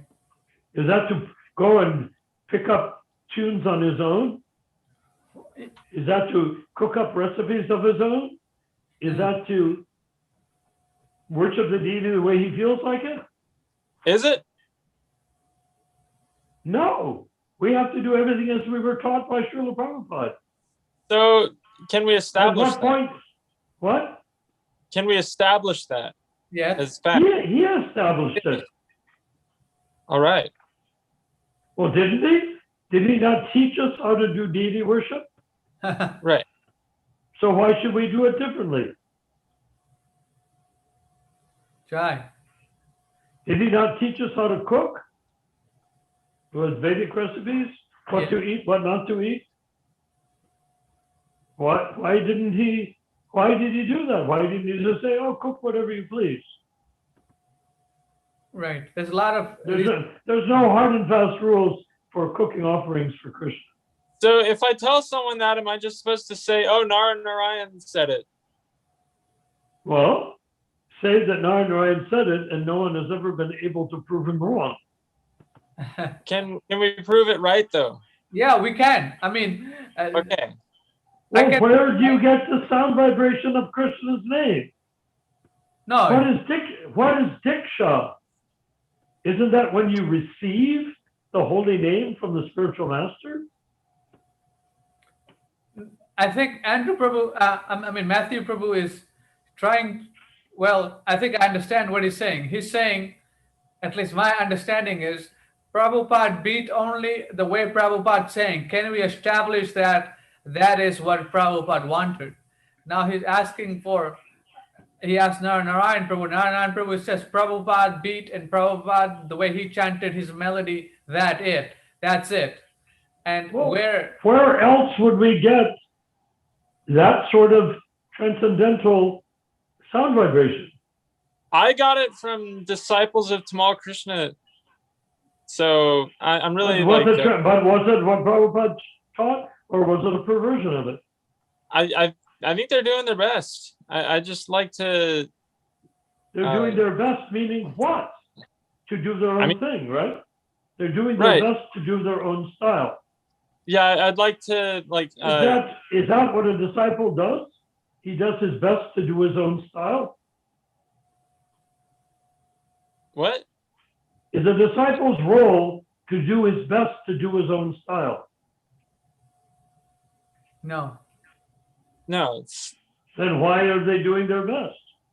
Their best would be to follow Prabhupada, no? Well, I can't actually like speak for them because I mean, it's. I know. They know that. We have to do this in writing. Prove it in writing. Right. Well, and where can I read that? Oh, I'll send you a conversation with Ishan Prabhu, where Ishan Prabhu was actually seeing them chanting all kinds of mantras, and where Prabhupada said, "Hey, stop their chanting." So, and then this is a recorded conversation with Ishan Prabhu in Mayapur. This actually happened. They were chanting all kinds of mantras, and then Ishan Prabhu started to chant Prabhupada's melody and Prabhupada's beat. Then Prabhupada asked, "Who's that chanting?" He said, "Ishan Prabhu." Yes, he's chanting very nicely. So, so this is confirmed not only by Narayan Prabhu. Ishan Prabhu is the second person that was seeing them chanting in Mayapur, and Prabhupada stopped their chanting.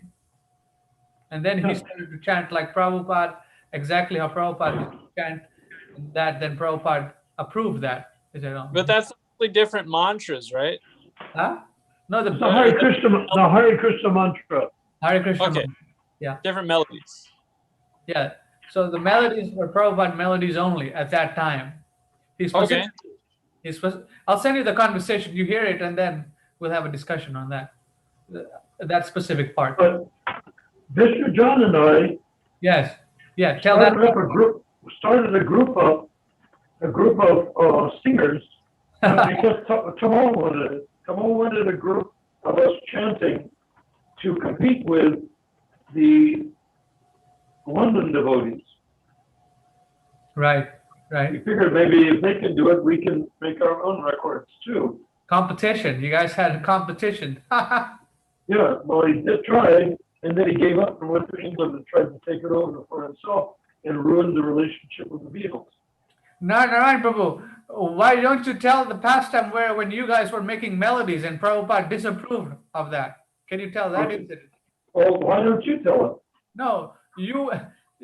So he can, Matthew Prabhu can hear it from you directly, what you guys were doing, making melodies and this and that. So maybe it will hit Well, the, that's what I was doing. That's what the story was about. right. Okay, so in that story that we're discussing about how Tamal wanted to create a competition for the London devotees. Mr. John got together and I got together. We were both the lead Sankirtan leaders in Los Angeles. We were both, the top Sankirtan leaders. He had a party of 10 or 20 men. I had a party of 10 or 20 men. And we'd go out every day and every night. We'd go out from 10 in the morning till 4 in the afternoon, and then from 8 at night until midnight, every single day, every single night, with 2 or 3 vans packed with people before seatbelts were required. So we just stuffed them into the van like delivery vans. So Tamal asked us to put together a group. So we did. We found some people that we thought would be good. Chai Truth was one of our group. There was a lady who was a fantastic singer. We had her as part of the group. And fringy-ish, but nonetheless, at that time she wasn't so much a fringy. So what we did was, Mr. Chan and I got together and we wrote about 10 melodies that were really nice melodies, And then we asked to see Srila Prabhupada, and we came in, and Srila Prabhupada was sitting on something raised up, and I took our instruments and we were in front of Prabhupada, and we chanted these melodies, and we chanted each one, once or twice, and looked at Prabhupada, and he was smiling. We chanted the other one, another one, another one, another one. We got them, and Prabhupada was smiling. And then we asked Srila Prabhupada, so is it okay for us to use, and I said, we asked Srila Prabhupada, what did you think of these melodies? He looked at us, smiled grandly, and said, oh, very nice, very nice. I said, oh, well, can you use them out in the streets chanting on Sankirtan? And Prabhupada said, no, it is better just to stick with the ones that I have given you. That's what he said. So we gave up that whole thing. We never chanted those melodies again. There you go. What else? So, Excellent. I mean, you see, the reason why you are following in the ghostly presence of Tamal through his disciples is because Tamal also was a leader of disobedience to Prabhupada. Yeah, that's a very good point. Disobedience to Prabhupada, yes. Yeah. So you're carrying on. Now they may say these are nice kirtans, whatnot, melodious.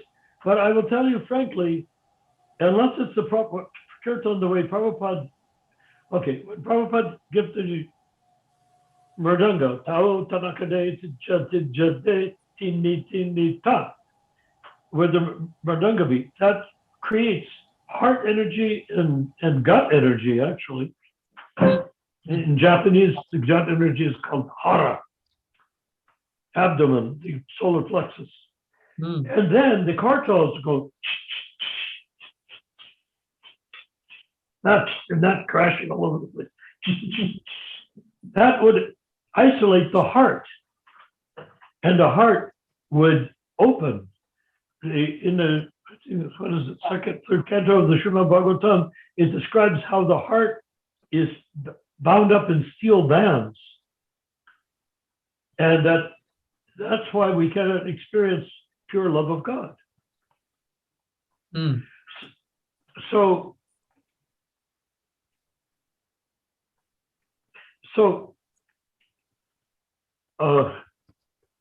excuse me. So as we can experience pure love of God. Therefore, the kartals come in and cut through the bands, the heart, and expand. The bands stop pressuring the heart. The heart opens. This is in the Srimad Bhagavatam. The heart opens. And when the heart opens, you begin to experience emotional release. I remember I was playing Mridanga with the Itala in the Los Angeles Temple Room before we had built it up. It was in the process of designing and building the temple room, and there were people there. We'd had hundreds of people every Sunday, and they came there to chant Prabhupada's melodies because that's what I insisted on, of course. And I remember standing next to this guy, middle-aged, 50s, maybe early 60s. He's chanting, and he's right next to the cart. We chant with the kartals and the mridangas amongst the crowd. I was playing mridanga and somebody's playing kartals, and I could see the kartals were getting to his heart. And as he began chanting, suddenly tears, he never chanted. He was probably not even remotely a vegetarian. Tears began to stream from his eyes. Now that is kirtan. That is kirtan. Do you see? Yeah. So that's why we chant the way Prabhupada does, because when we do, oh yeah, and then the Swami step, so-called Swami step, you stand and you do cross your legs this way and that way, and the upper part of your body rotates so you look like a painting of Lord Chaitanya, because he's dancing in the so-called Swami step. And when you do that, it releases the heart again, releases the solar plexus, and you begin to become completely detached and your consciousness is in your heart, not in your head. People think it's in the head because of Darwin and psychologists and whatnot, but it's not. Consciousness is in your heart. The head is just simply a computer. What about jumping? What? What about jumping? Jumping? Jumping? Yeah. Yeah. Okay, jumping occurs when you can no longer dance. And then Prabhupada would dance vertically, up and down, not crazy dance, up and down, because that's what happens when you're liberated. The dancing is that of a liberated soul. So you can be a liberated soul even as a neophyte for that moment, because there's no difference between the moment of liberation or eternity of liberation. What they're doing, the ISKCON temples, is just doing a rock and roll show or something like, a rave party. It's nothing to do with transcendental life. The holy name being chanted is, but what chanting it like that means, practically a person distances himself from spiritual perfection by chanting the type of kirtans you're used to, distances himself from self-realization. Whereas chanting like Prabhupada in holy ecstasy, and then ending up dancing up and down, that immerses you in spiritual ecstasy. Right. But So they weren't interested in that. They were just interested in control. The gurus, they didn't care if you are experiencing ecstasy. They just wanted you to get off on the kirtan, and it had to be a kirtan that they liked, so that means if you go to any other temple, you say, well, that's not the way my guru chants. He uses a different melody than this guru. That's why they did it. Even before there were gurus, in 1970, each temple president wanted to lead his own parties and create his own kingdom based on his own melodies. okay. Nefarious, wouldn't you say? Right. Okay, go ahead. Now, what do you want to- So I have a question that we've been talking about following Prabhupada. Prabhupada. Wait, before you do it, is Matthew satisfied? Yeah. Well, I mean, there are some examples though. Pardon me, I don't know his name, but there was the sannyas that went to Africa and he was dressed in African garb and they took it up very nicely. So it seems like it was useful in the distribution of Krishna consciousness for that. So they took a follower of Lord Chaitanya, just like a follower of Lord Chaitanya, and turned him into a tribesman from an African village. That's great. No, I mean that like Who won? The tribesman won, and he converted to them. Right. He converted. Did it- If you look at it, when Narayana Prabhu said it, they won. We were supposed to not compromise and dress the way Prabhupada instructed us to dress and go. And then they dressed as Africans and they went and they had success. That's what Madhu Prabhu was saying, right? did they though? Huh? Yeah. So the Africans had success. Yes. Well, didn't they? Yeah, I mean, it's just something that I've heard about that Look, one of the I was disciples. in Africa with Srila Prabhupada in Nairobi, Kenya. We used to chant Prabhupada melodies only. Mm. We walked through the streets chanting Prabhupada's melodies only. Africans would join us and they would chant Prabhupada's melodies only. We didn't have to convert to the tribal behavior of the Africans to chant Hare Krishna, which is the cult of Lord Chaitanya, not the cult of the Zimbabweans. Okay. Mm-hmm. Okay, so Matthew, you're not convinced, are you? He's getting He's getting wonder there. Put it this way, I don't blame you. What I'm telling you is a shock to what you've experienced and thought of as ISKCON. But look at ISKCON. Why are you not in the ISKCON temple? Why are you here with the League for 10K? If it is not because you're not satisfied with ISKCON. If you're satisfied, why are you on this? Why are you on this Zoom call? Do you see what I mean? Right. So, if you're here, find out that you're going to hear what Prabhupada taught, not what Tamal taught, not what somebody else taught, not what some guy listening to Bollywood songs on the radio decided to chant Hare Krishna with. Yeah, I mean, for me, practically, once I gave up the association with the local group here, and then started associating with Narayan Prabhu and listening and Prabhupada's books more and more. In that way, my consciousness developed and blossomed even more. Now I can appreciate what Narayan Prabhu is saying. But if we have association with these disciples of the Tamal, Bir Krishna, Radhanath, it's going to be very difficult for us to grasp some of these points, or because there's Gunagrahi Maharaj also. Gunagrahi Maharaj, Narayan Prabhu. Who? Gunagrahi. Oh my God. Not Gunagrahi. Oh, what about him? Matthew Prabhu. Oh my God. I just heard that He fell down, didn't he? what Didn't Gunagrahi fall down? did he? Gunagrahi that used to be in San Diego? I don't know about where he was, but But what did he say? What did he say? he just promoted the use of different instruments in kirtan. And I know some of his disciples, well, he had 2 disciples and I know both of them. And one of them was putting him in the samadhi, and he said that he definitely didn't have rigor mortis. So that means he was liberated, right?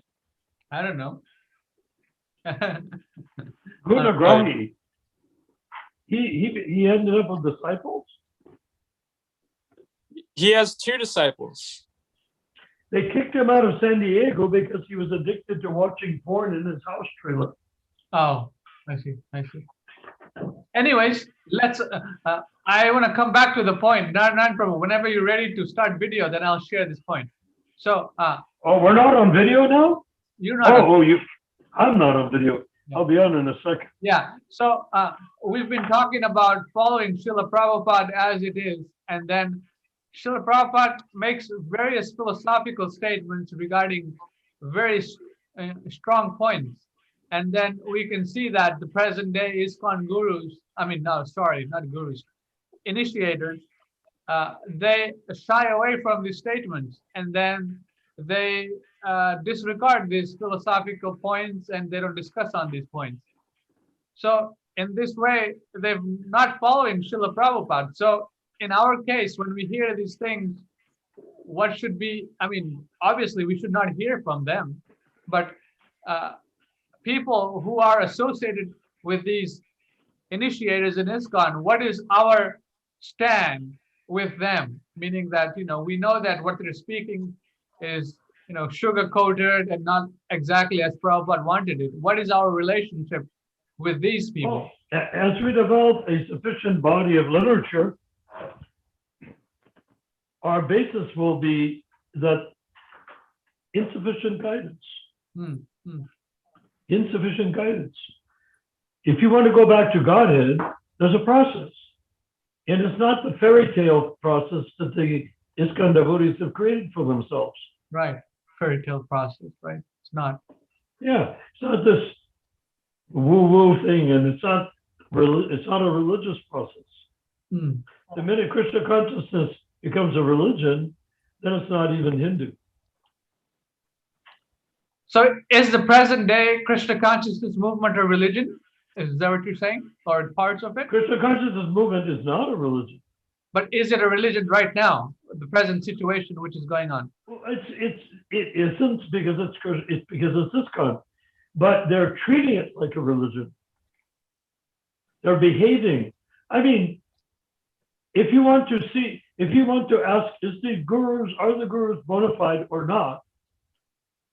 The simple solution, the litmus test, the chemistry involved, the proof, the forensic test that we could put on if we were like detectives trying to solve a murder mystery. We can say, okay, if you want to know if the gurus are bona fide or not, simple test. Only elect the GBCs and see if the gurus are bona fide.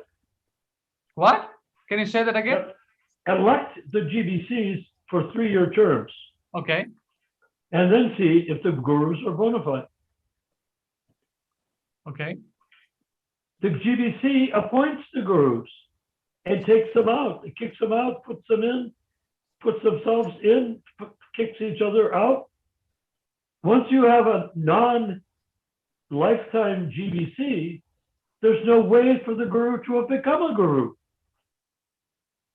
You see What I if they're Srila Prabhupada in the sense that they don't want to bring up the problems like Srila Prabhupada didn't.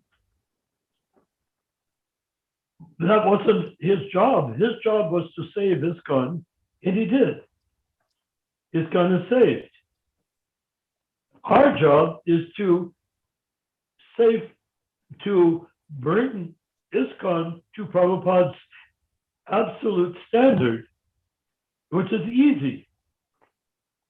Because all we have to do is do what he asked us to do and how he demonstrated through his own actions how to do.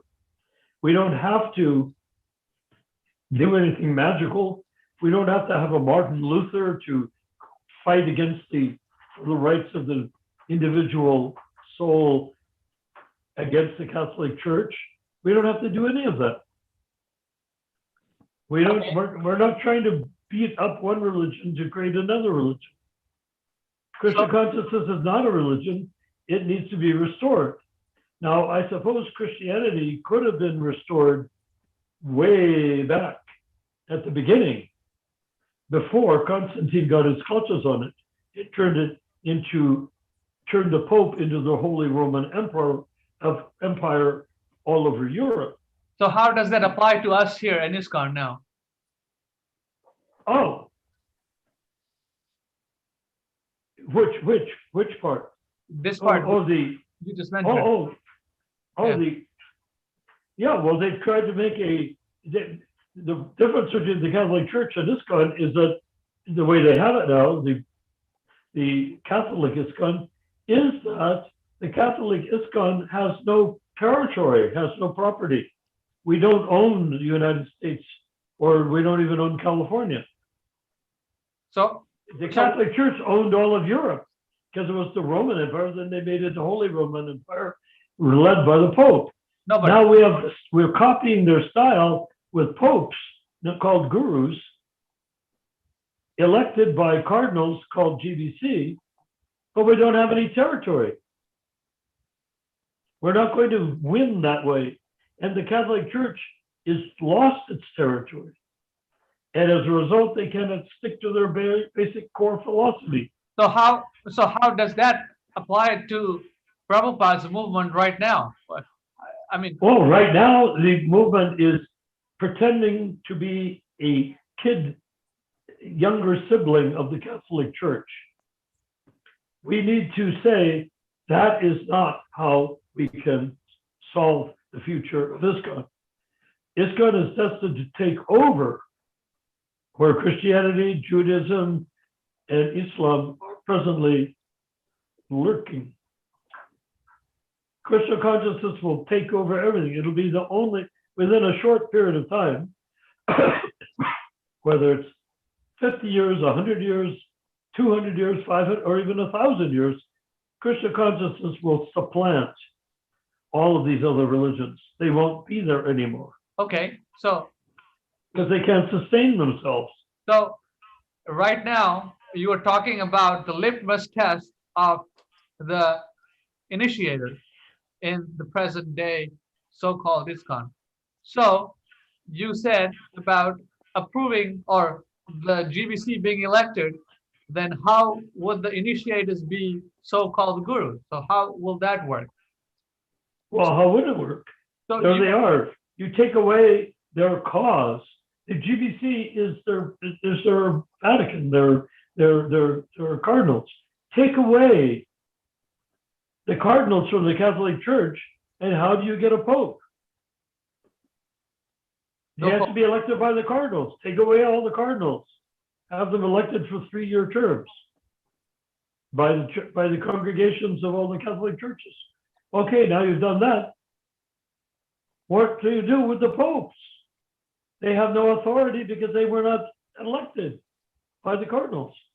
So the GBC cannot remain as GBC if the cardinals, meaning the GBC, the gurus or the initiators can no longer remain as initiators if they are not chosen by the GBC. Take away the GBC and give them 3-year terms, just like take the cardinals away and give them 3-year terms. Where are you going to get the popes? You can't.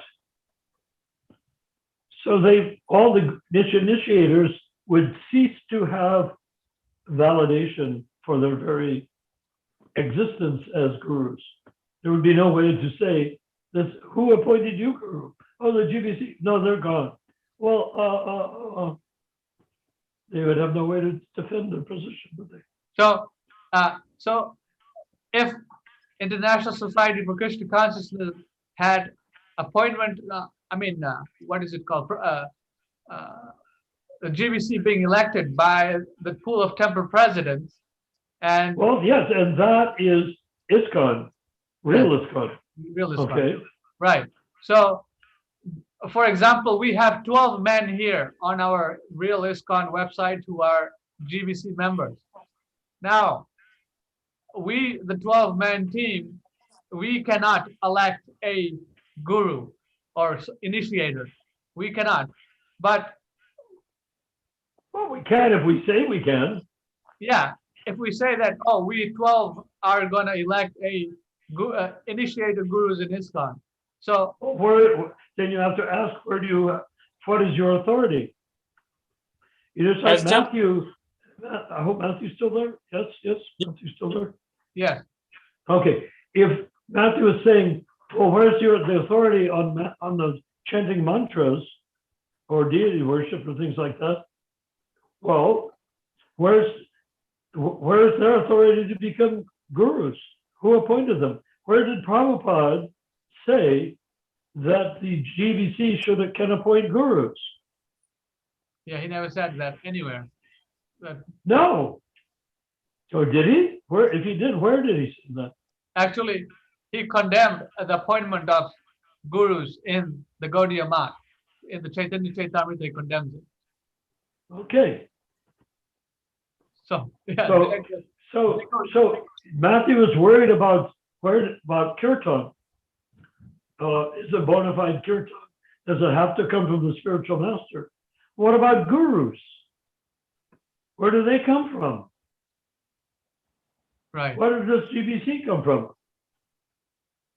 And where did Prabhupada ever say the GBC could appoint gurus? Nowhere in any writing, nowhere actually criticizes the point of election of Diksha gurus. I mean, that's there. You know? Yeah. He condemns that. So obviously, by May 8th, they were bullying Prabhupada, pushing Prabhupada to come up with some answer to how to fulfill their desire to become successor gurus. Hmm. And they finally did it by the trickery in the July 9th letter, so-called Ritviks. But they could then say, well, then we turn them back into regular gurus. No basis for that. Prabhupada never said the Ritviks would become regular gurus, as far as I know, did he? Okay. Is there any shastra? Did Prabhupada write anything saying that the Ritviks will become regular gurus? No, I haven't read it yet. No. So then they are way off in left field, aren't they? Right. Yeah, I'm just playing devil's advocate to, No, of course. to bring these points up, because this is being archived and discussed online. So anyone who's watching it, they can directly bring the argument to the table here on Zoom, and then we can have a discussion immediately. And if they dare, they can go and ask the temple authorities and ask the GBC and ask the initiators, what about that? Yeah. So how could we bring this up without proof? I mean, you say there's proof, but like, what is the proof? Of what? Of these statements that you're saying that like not to do different melodies. I mean, I believe what you say, but how can I show someone that it's the truth? Yeah. Because people have given up people think of ISKCON as a religion that you join, or like Boy Scouts that you join, and that the guru is the Boy Scout leader. Supposing you look at it, disciplic succession. Matthew, whether or not you see it that way, if you accept anything of Prabhupada to that degree, you are in the disciplic succession. Now, if you chant a melody that does not come from the disciplic succession, are you in the disciplic succession or have you left the disciplic succession? Do you have somewhere where that's established? Established. That the guru, what is, if it's not established, then what is the guru? Just a figurehead? A priest? What did you say? I mean, is it not clear that the guru is the absolute? It says everywhere that the spiritual master is the transparent medium to Krishna. Yeah. So right. he does something. Are we to understand that he made it up on his own? Do you think that Prabhupada's melodies are things that he got from his grandmother? Be like a postman, not changing, not adding, not removing any part of the message. Well, yes. Now you've got your own proof. That's what you were looking for, that statement that you just made. Right? If you didn't hear the melody from Prabhupada, where did you get it? He was the postman. He delivered the message. Where did you get a different message? Why did you take the greeting card out of the envelope and put it in a different envelope? Matthew, why did you change it? Yes. Matthew Prabhu is trying to understand where is Prabhupada saying that there shouldn't be any additions or subtractions to what he has given. He's looking for. Isn't that said throughout the entire body of his writing? Yeah. Isn't that something that people are ignoring? Just because people are ignoring it doesn't mean he didn't write it. Right. It's there. You just quoted Prabhupada when you said that, didn't you? Right. No addition and no subtraction. Where do those words come from? They came from the Sampradaya through Prabhupada, right? Yeah, but yes, go ahead. Did Prabhupada make that up? Andrew, Matthew Prabhu, We're freaking Matthew out completely, and well, I want to offer you my respects. In Bhagavad Gita, that Srila Prabhupada said that there are many, many melodies of, and they. What did he say that? Many melodies of what? Of the Maha Mantra. Oh, really? Where does he say that? I'll have to specifically where it is, but I remember reading it. Okay. So, but the point. Okay, go ahead. If there's many, many melodies, how many melodies did Prabhupada chant?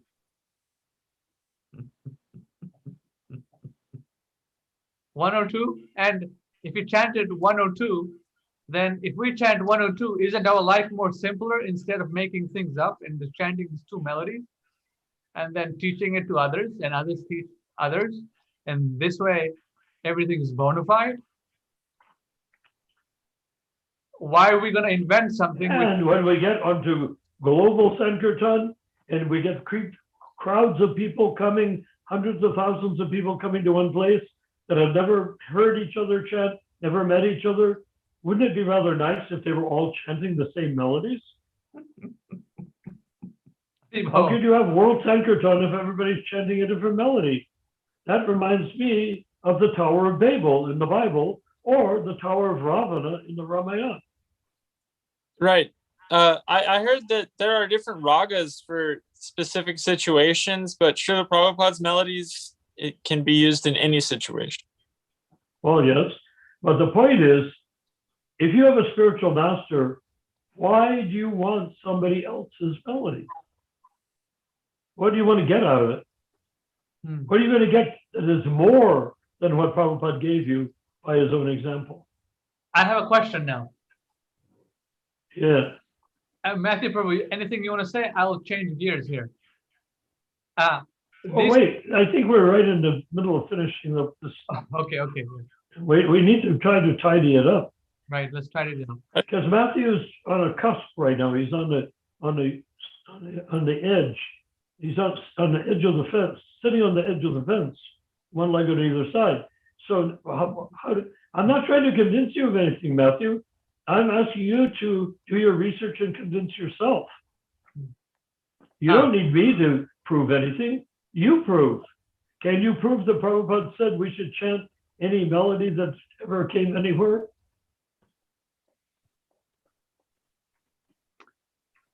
Right. No. Did he tell us to introduce melodies from the Ramakrishna mission or Bengali fishermen or from different religions? Now, let me clarify one thing, like George Harrison, people like that. If a person is not initiated, he can do what he pleases, can't he? He's not made a vow. George Harrison wanted to take initiation from Prabhupada. Prabhupada said no, because he didn't want George Harrison to have to stay within his bounds of chanting. So he wrote all these melodies, Govindamadi Purusha melody, My Sweet Lord. I mean, he wrote so many songs. But he was not he was not a disciple, or was he a disciple? He was a disciple, but not initiated. Yeah. He had not given a vow to accept everything the spiritual master said and to reject everything the spiritual master did not say. Okay. So basically, the disciple has to accept everything that spiritual master utters as his life and soul. Even though the spiritual master tells him to throw himself in front of a train, immediately he must do that. Or he has to reject anything that doesn't come from his spiritual master. Because who's going to take you back to Godhead? Somebody else or Prabhupada? How many somebody else's can you introduce into the Krishna movement instead of Prabhupada for taking you back to Godhead? Yeah, that's the problem. So many else's are introduced right now in the ISKCON paradigm. It's a pyramid scheme. Pyramid scam, I mean. Yeah. So what is the point of it? Okay. So I'd like to ask the question then, which was that we see when Prabhupada chanted, he didn't chant with a guitar or anything like that. So these devotees who are using guitars and chanting Hare Krishna, how do we approach these things? I mean, some people, many Western instruments, they chant Prabhupada's beat with a guitar and be like, what? Well, I was basically famous for doing that. Yes, so you do that. So I mean, people can be like, no, right, why are you using a guitar? Because I was in a car, a van with Srila Prabhupada in the front seat. Right. And I was chanting Lord Sri Krishna Chaitanya. Right.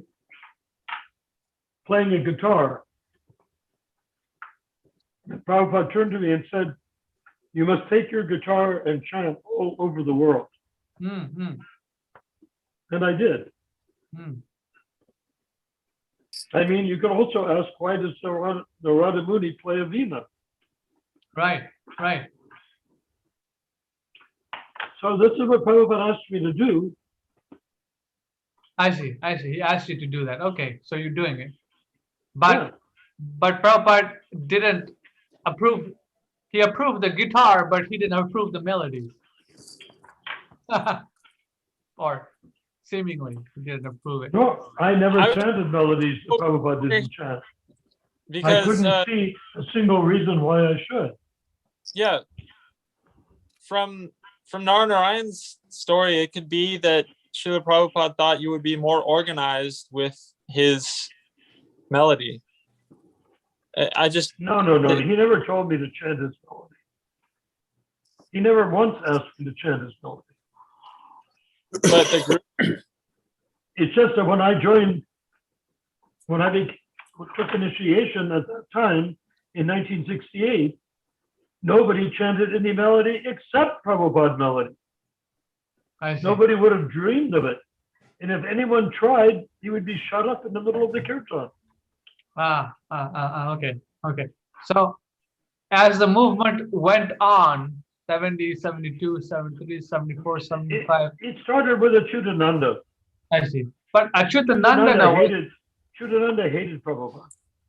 Was in Mayapur in 1969 or 68, wasn't he?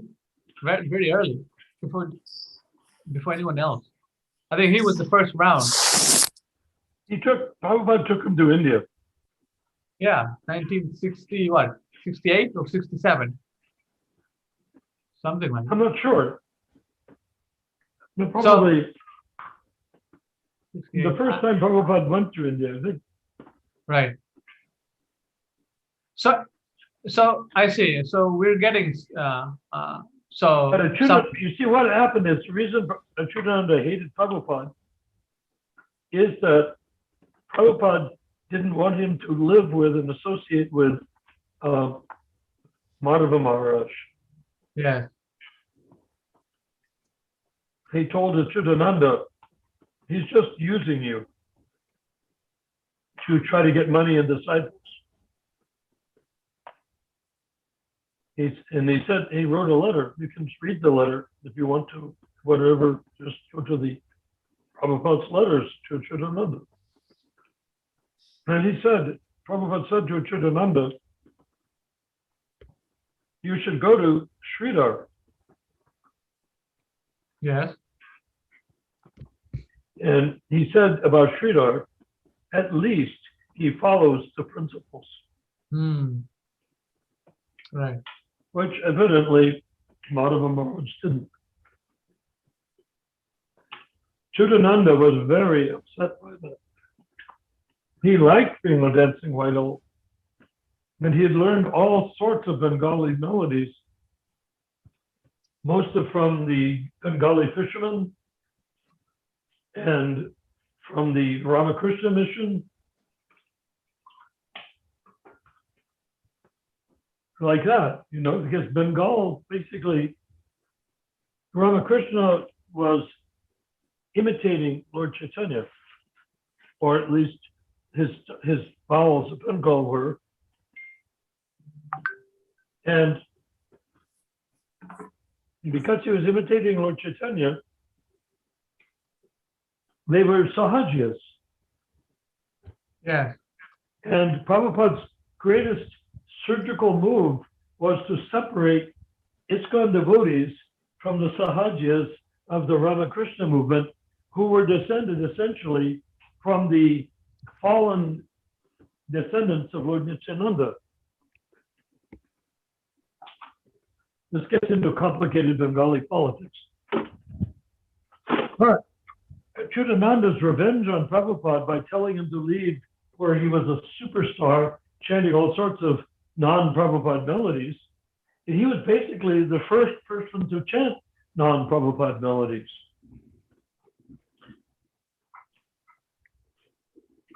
Bishop John would sometimes chant a non-Prabhupada melody on Sankirtan on the streets. But for the most part, Achyutananda made it sense.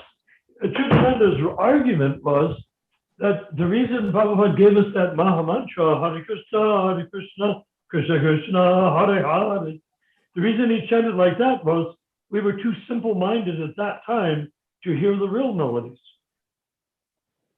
Can you imagine that? And the devotees took that seriously. And when they came back to America from India after 1970 and associating with Achyutananda, they forced the Bengali melodies into all the temples, saying this is the real melodies. What Prabhupada taught us was not the real melodies. That's what they were saying. And we're talking early 70s, not what is the Prabhupada's disappearance. What? What is the real melody? Well, there's quite a few of them, actually. But the one, are you familiar with the melody that the London devotees chanted on the record for the Beatles? Yeah. That's the real melody. Hare Krishna, Krishna Krishna, Hare Hare, Hare Rama, Rama Rama, Hare Hare. That's the real melody. And he also chanted other melodies too.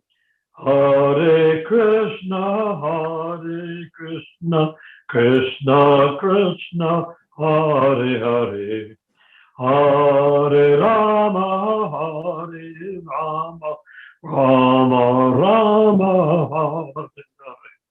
And if you want to know how particular Prabhupada was on melodies, he nailed me in 1972 in New Delhi. I was leading the Mongol Arti. And I started chanting the evening melody instead of the morning melody. Prabhupada immediately stopped the kirtan and told me to chant the morning melody. So if that's such a distinction, why isn't a distinction as to who writes the melodies or makes them up? You see? I realized, Matthew Prabhu, that this is a shock. The whole thing is a shock because it should be a shock. It shocks and shakes our understanding of ISKCON from what it is now as being a misrepresentation of what Prabhupada gave us. And that's what the League for 10K is.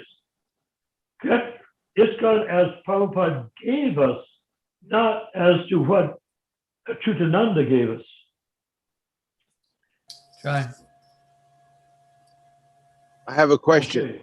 Oh, Mahaprabhu.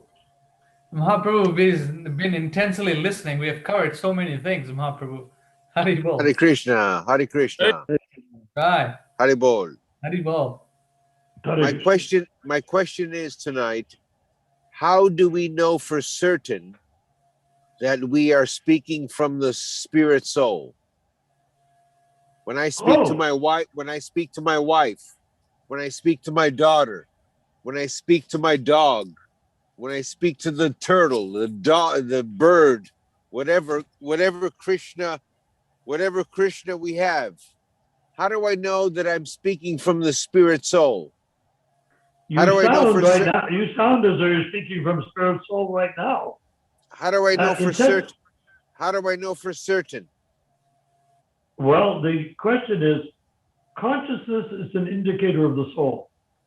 So when you're speaking to your wife and daughter and the dog and the turtle, you speak to the turtle. But anyway, when you speak to your wife and your daughter, sometimes, you know, I don't really know, I would too, but not when people are watching. But the thing is that when you're speaking to your wife and your daughter, how are you seeing them? Are you seeing them as spirit soul, or are you relating longitudinally, body to body? I need to see them more as spirit soul, I believe. Not more, completely. Completely. Of course. Completely. Consciousness is the indicator of the soul. The body does not have consciousness. The body has the soul and the mind inside of it. And because the mind and the soul are inside the body, we think the body is ourself. Therefore, when we think our body is ourself, and we get married and we have children, then we look out and we think they are ourselves by extension. Yes, that's what I was exactly thinking. We can relate to different one of us on the Zoom call as spirit souls, but when we see our family members, we become dragged down to the bodily conception of life. And, this person. If we agree to do that. Yeah, if we agree to do that, but for me, it's like I can see others as spirit souls, but when it comes to my family members and this and that, I get dragged down. Be like I start to identify with my bodily. Well, then the whole point then, if you're doing like that, getting dragged down, why not ask yourself when you're talking to a family member or relating to one, let's say talking, why not consider what is it they want them to know? Why are you talking? Mhm. Are you trying to make a deal horizontally, person to person deal, or are you enlightening them? Right, right, right. So enlightening doesn't have to be you sitting on a vyasa and them sitting at your feet. That's not the way it works. But enlightening means that you see them the way Prabhupada saw us. It's not too soon to start that, doing that. See everyone the way what we were discussing, how Prabhupada saw us. He saw us as souls with bodies, not as bodies that maybe had souls. He saw us as souls with bodies. So you can speak, Prabhupada spoke to people in terms of their body, but he spoke to the soul in the body, not to the body without the soul. Yeah, yeah, that's, yeah. It's Haribol. fun. You'll enjoy it. It's fun. Isn't that what we're basically doing here? Right, right. We're beginning to. We're beginning to. Matthew, would you see that as a possibility? We're beginning to Mhm. Yes. see Yeah, each other as spirit. I look at you, Matthew, I don't see a guy from Texas. I see spirit soul in a body. Yeah. And now, if you see yourself as the body, then start seeing others as spirit soul, then you'll amaze yourself when you start seeing yourself as spirit soul. But you are spirit soul, and consciousness is simple. Why is the jiva conscious? Does anyone know the answer? Because that's his The next. presence of the soul. Huh? This is the soul. It's Part and parcel of what I- Krishna. Yes. Because you're part and parcel of Krishna. Did someone say part and parcel of Krishna? Was that you, Matthew, or someone? Yes. Yeah. Yes. Because we're part and parcel of Krishna, which means Krishna is conscious, therefore we are conscious. He's infinitely conscious. We are infinitesimally conscious. But the consciousness is the same taste. Who jumped on board? Mahaprabhu. I'm so sorry. I lost some power.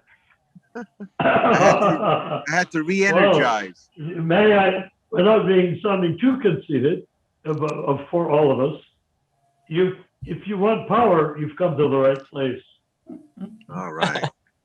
Absolutely. Yeah. You'll get too much power and you won't be able to handle it.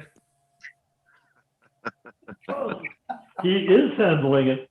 Mahaprabhu was a powerful devotee in a previous life.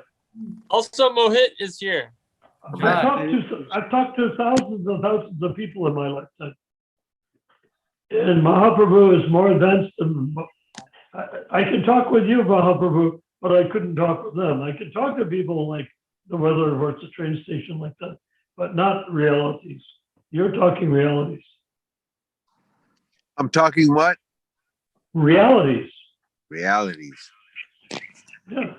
So if we're here to, this Istagosthi means each jiva speaks as a soul or jiva. Everybody hearing that jiva should try to hear that, not the body speaking, but the jiva speaking from inside the body and responding, hearing the jiva as jiva, speaking back to the jiva as jiva. Then the jiva who was speaking hears the other jiva speaking to him. That becomes sadhu sangha. That becomes spiritual association. Spiritual association doesn't mean a bunch of people dressed as devotees sitting on the floor farting around each other. No, it's not like that. Spiritual association, that is the beginning of spiritual association. It's called the Kanista Adhikari, spiritual association. People. Hare Krishna. People in their bodies, seeing themselves as their bodies, seeing others as their bodies, but trying to speak as though they are spirit soul. That's the beginning of spiritual life. But we have to go further than that. Otherwise, we'll try to figure out some rationale for keeping the bodily mentality even when we die, which means taking another birth in a material body. So how do we know we're speaking from the spiritual soul again? Well, are you conscious? Yes. Therefore, everything you say is from spirit soul. The question is, how do you perceive it? Do you see? As a spiritual soul. Yeah. So if you're spirit soul and you speak, you don't have to worry about whether your spirit soul speaking or not, right? You just speak. How do I know that I'm not speaking from the body, or the material, or from the mind? Don't speak truth. Speak reality. Hare Krishna. Am I speaking about the body and the mind? No. I'm not. Okay. So you can do it. You're doing it also. Actually, everybody on this site, I am so nauseated by relativity, relative thinking and relative speech and relative consciousness, relative sociology amongst people. I'm so nauseated by it, is I do everything I can on this Zoom call to avoid it and speaking directly. I'm desperate to speak directly and to hear directly from you, from Ramachandra, from Matthew Prabhu. I want to hear directly from the soul. Why? Because we're both souls are part and parcel of Krishna. If we have a group of people together in Istagosthi speaking as spirit soul, we are in Krishna's association. Why should we shy away from that? Hare Krishna, yes. Unless we want to make a profit out of our conversation and get somebody to be my disciple, or get someone to be under my control, or get someone to send me something. That's business. Give and take. Give and take has nothing to do. Well, give and take on the spiritual platform, 6 loving exchanges in the nectar of instruction is there. But I'm talking about profit and loss in terms of controlling other jivas. We don't want to control anyone. We want to serve everyone, which means I would rather be controlled by another jiva than control the other jiva. Right? Why would I want to control somebody? I'd like to take this time to acknowledge Mohit Bhavani, Prabhu. Who is this? Hare Krishna. Hare Krishna. You see him? Narayan Prabhu? I can see him. Narayan Prabhu has forgot me. Mohit Bhavani. But no, I couldn't see you. Welcome. Hare Krishna, welcome. Ah. Prabhu, your servant from Jaipur. You forgot me. No, I haven't forgotten you at all. Never. I was Never. lamenting. I was kept wondering who's on our Zoom call. How Actually, many Prabhu, people are on our Zoom call? Because all I can see is a Fantastic. couple of people. Fantastic we need to get a better beard. Zoom engine. What? No. The thing is, on the cell phone, you can only see 3 or 4 people. That's it. I'm looking at 1, 2, 3, 4, 5 people. So you're on the cell Wow. phone? Because you're in your computer? Yes. So who are the 5 people? You, me, Matthew, Mohit Prabhu, and Mahaprabhu. Hare Krishna. Guy. Wow. Actually, Prabhu, we had a talk in the night also. So I didn't knew that early in the morning, Indian timings, we had a meeting again. Oh, Wednesdays, Saturdays, and Sundays, and sometimes spontaneously in the daytime when I'm working. So it just yeah. So we had a meeting in the night, no? So I forgot. No worries. It's okay. Sorry to be late. So Saturday and Sunday, next meeting. Because I don't know the topics which we've been talking, right? So if someone can revise it. Can someone? Oh, Matthew, if you can just repeat the words of transcendental words which Prabhu was preaching. Oh no, you'll have to watch the whole thing. We have been discussing since about 7:30. It's been Oh. fascinating. Any revision, any pointers, summarization, please, Matthew, if Prabhu, possible. what Matthew, stick out? What stick out the most to you? He's asking. I mean, the conversations we've been having. I'll share. You share. Narayan Prabhu, Matthew, and Mahaprabhu. Who do you want to answer? You Matthew answer. Prabhu's gonna go first. Matthew Prabhu.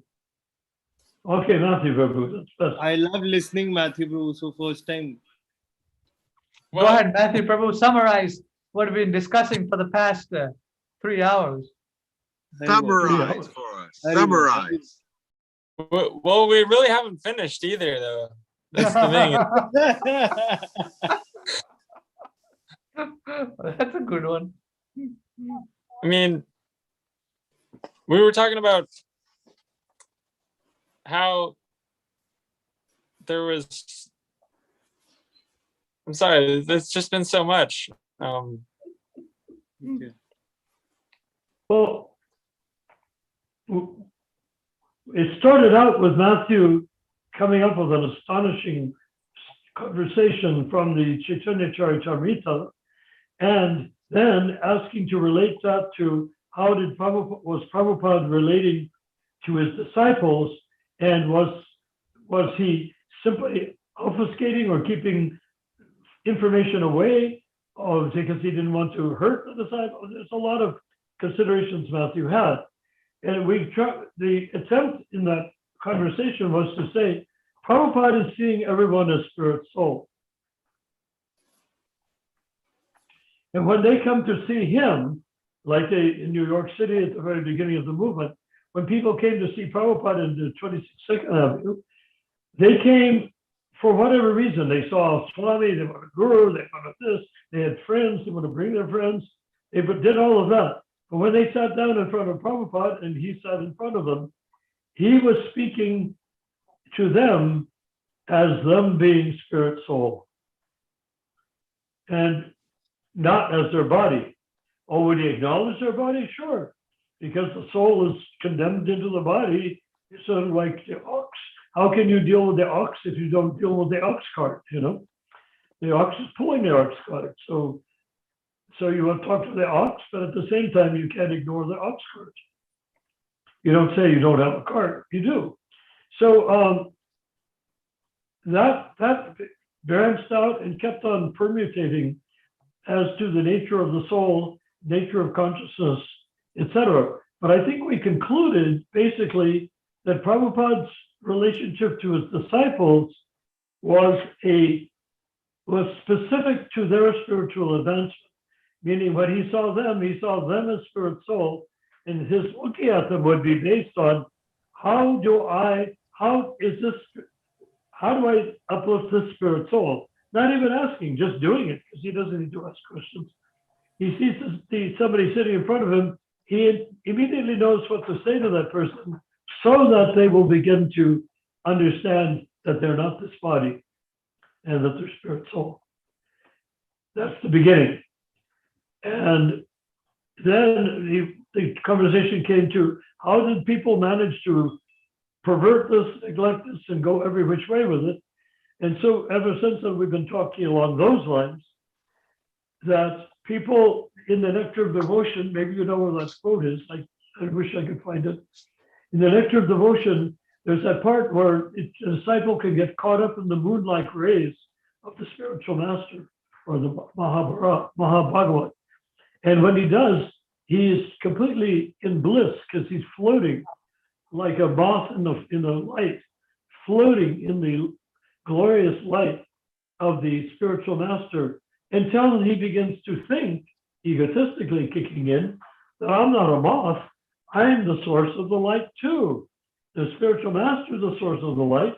Well, I'm just as good as he is now because I feel it, I understand it, I see light everywhere. So I am also a source of light, but that's not true. When that happens, according to Prabhupada, the jiva falls down, the disciple falls down. So what happened to all of the gurus, GBCs, the the Ritvicks and all of those people, what happened to them? They had already fallen down because they all thought they were equal to Prabhupada.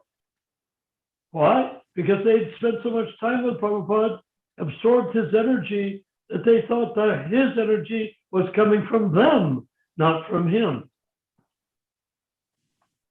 And because of that, it caused them to come to the point where they thought ISKCON would be better off if we were gurus and if Prabhupada were gone. So they poisoned him. Why? Because they thought it was the best thing for ISKCON. They really did. Isn't that amazing? So, but Prabhupada, so then Matthew brought up the point, if a disciple is serious for a period of time, what happens when they leave? They bloop, say. And the answer that we came up with was that the disciple came to Prabhupada, sat down in front of him, accepted him, took diksha, chanted japa, learned deity worship, learned how to cook, learned how to wear a dhoti, shave their head, all of that by exercise of free will. By exercising his free will. And you can answer then, well, then if he had all of those things going for them, why did he leave and go back and start smoking pot again or taking hard drugs or not being a devotee anymore?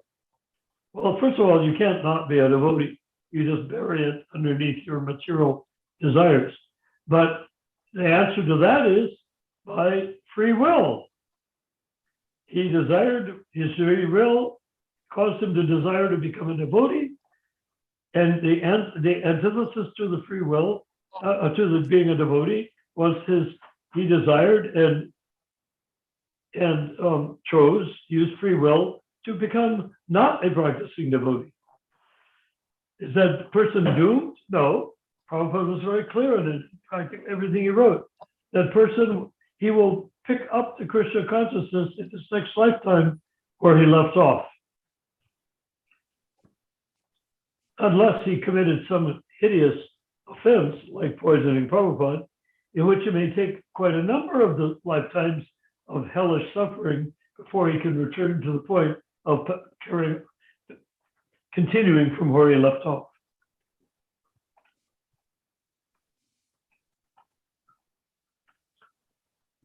It's not like Christianity that comes up with the thing, yeah, that either you're 100% for Jesus or you're against Jesus and you'll be forever damned. That's not how it is. You make as much advancement as you can according to your own desire. And if you stop desiring to do that, then you leave. Or you stay, worse yet, you stay and become an ISKCON initiator. So anyhow, does that now who wants to kick in? Ramachandra, do you want to kick in another aspect that I left out? Probably. No, I don't want to kick in yet. Well, did I cover the territory to some degree or another? Oh, and then we had a conversation regarding the GBC, and we placed arguments from both sides of like how to immediately rectify the whole situation and how the gurus were not bona fide, this and that. So we also discussed that part. Yeah, so that the GBC is supposed to be elected, but right now the GBC elects each other or appoints each other or whatever they do. And then they appoint or elect gurus and they unelect gurus. They can take them out and they can also get rid of GBCs. So if that's the case, what happens if you take the GBC out of the equation and have them being elected for 3-year terms by temple presidents? Obviously, they can't elect gurus anymore. So then the house of cards falls down, doesn't it? Because the gurus have no basis for their existence in ISKCON, unless the GBC has appointed them. Prabhupada didn't appoint them gurus. Prabhupada didn't appoint the GBC to be not elected. They gave their holy vow to be elected.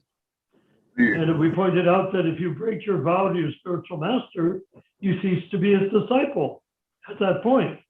Prabhupada very kindly allowed them to go on acting as though they were disciples, even though they had committed the greatest offenses against Prabhupada by not following his direction of management to elect outsmarted him, which is another great offense against Srila Prabhupada. Go ahead. Yeah, it's. I mean, it makes perfect sense because I mean, as a father or as a person, even if your son does not obey you, he has rendered, or he's because he's your son, you don't fully outright, kick him out or anything like that. You tolerate that and hope that he listens. Well, in the case of can you do? Prabhupada, just hope. You know that the person will come back. Yes. Just like if a little, there was a funny joke from my childhood. This little kid packed up everything into a bag and put it on a pole, and put it over his shoulder. So he had this round pouch over his shoulder, and he's walking around the block, around and around and around the block. I don't know if you ever heard this or not. And the neighbor finally said, Johnny, why are you walking around the block? He said, I'm mad at my parents. So, but why are you walking around the block? I'm running away from home. But why are you going around the block and not going somewhere further? Because my parents won't let me cross the street by myself. Right. So that's what happens to people in ISKCON that poop, Mm-hmm. That was a good one. Good joke. I'm not allowed to cross the street. He's running away from home. That's when the GBC puts the smackdown on the gurus.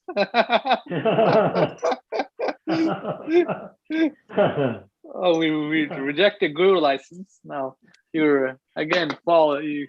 I don't know what did you call that? I mean, this Bhakti Vikas Swami, if the GBC really clamped down on him, what is he gonna do? I mean, he's gonna run away with his disciples and make a separate society, or what? What is his options? Bhakti Vikas Swami. Well, yeah, that's the obvious thing that a person would do. Or if Radhanath Swami, can you imagine Radhanath Swami quit ISKCON? And yes, he could create his own movement more powerful than ISKCON all by himself. Yeah, He's got so many disciples, he has so much money. What can he not do? What can he not do? That's right. I mean, crazy. It's just Radhanath Swami creates his own ISKCON. Hare Krishna, I have a question here.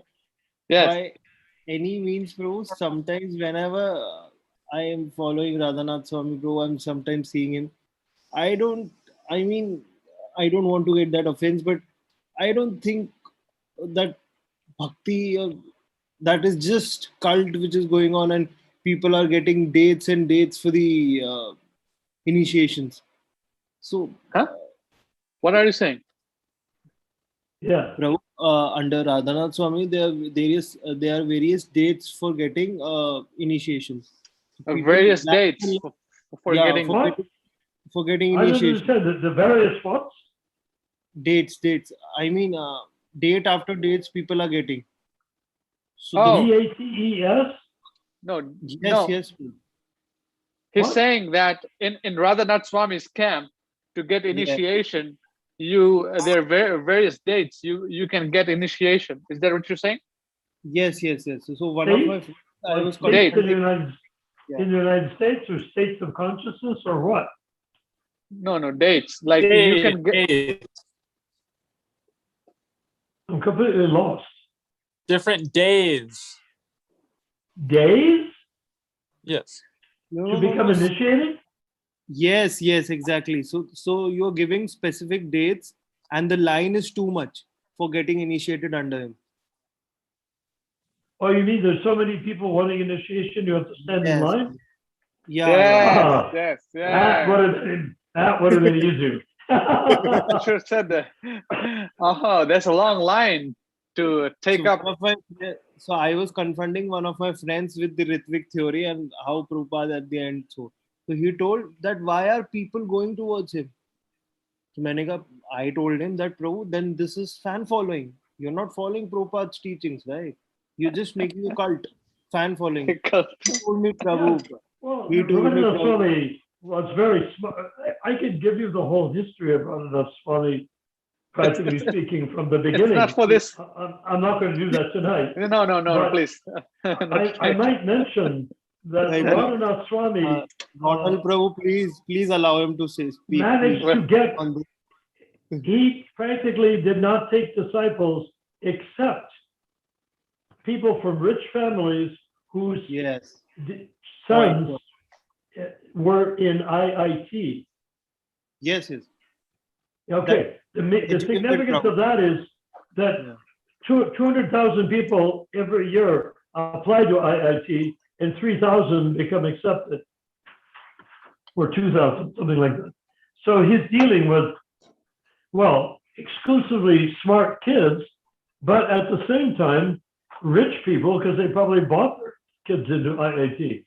But in any event, he had to make a vow to their parents that they could finish, they could be initiated, but they had to finish school and get their degree before they could live in a temple.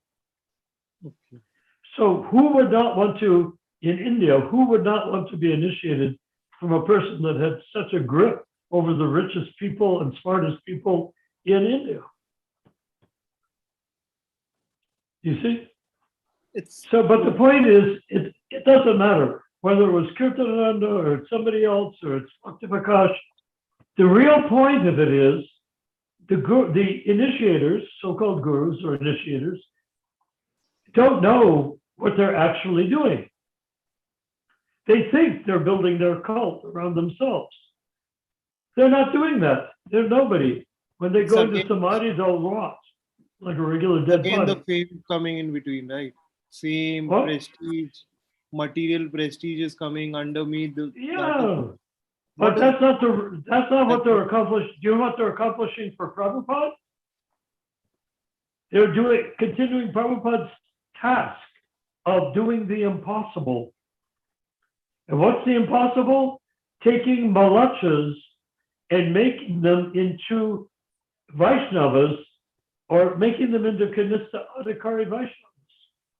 So what if those people... Everybody in any temple is becoming a Kanista Adhikari. Can they get beyond it? Not really.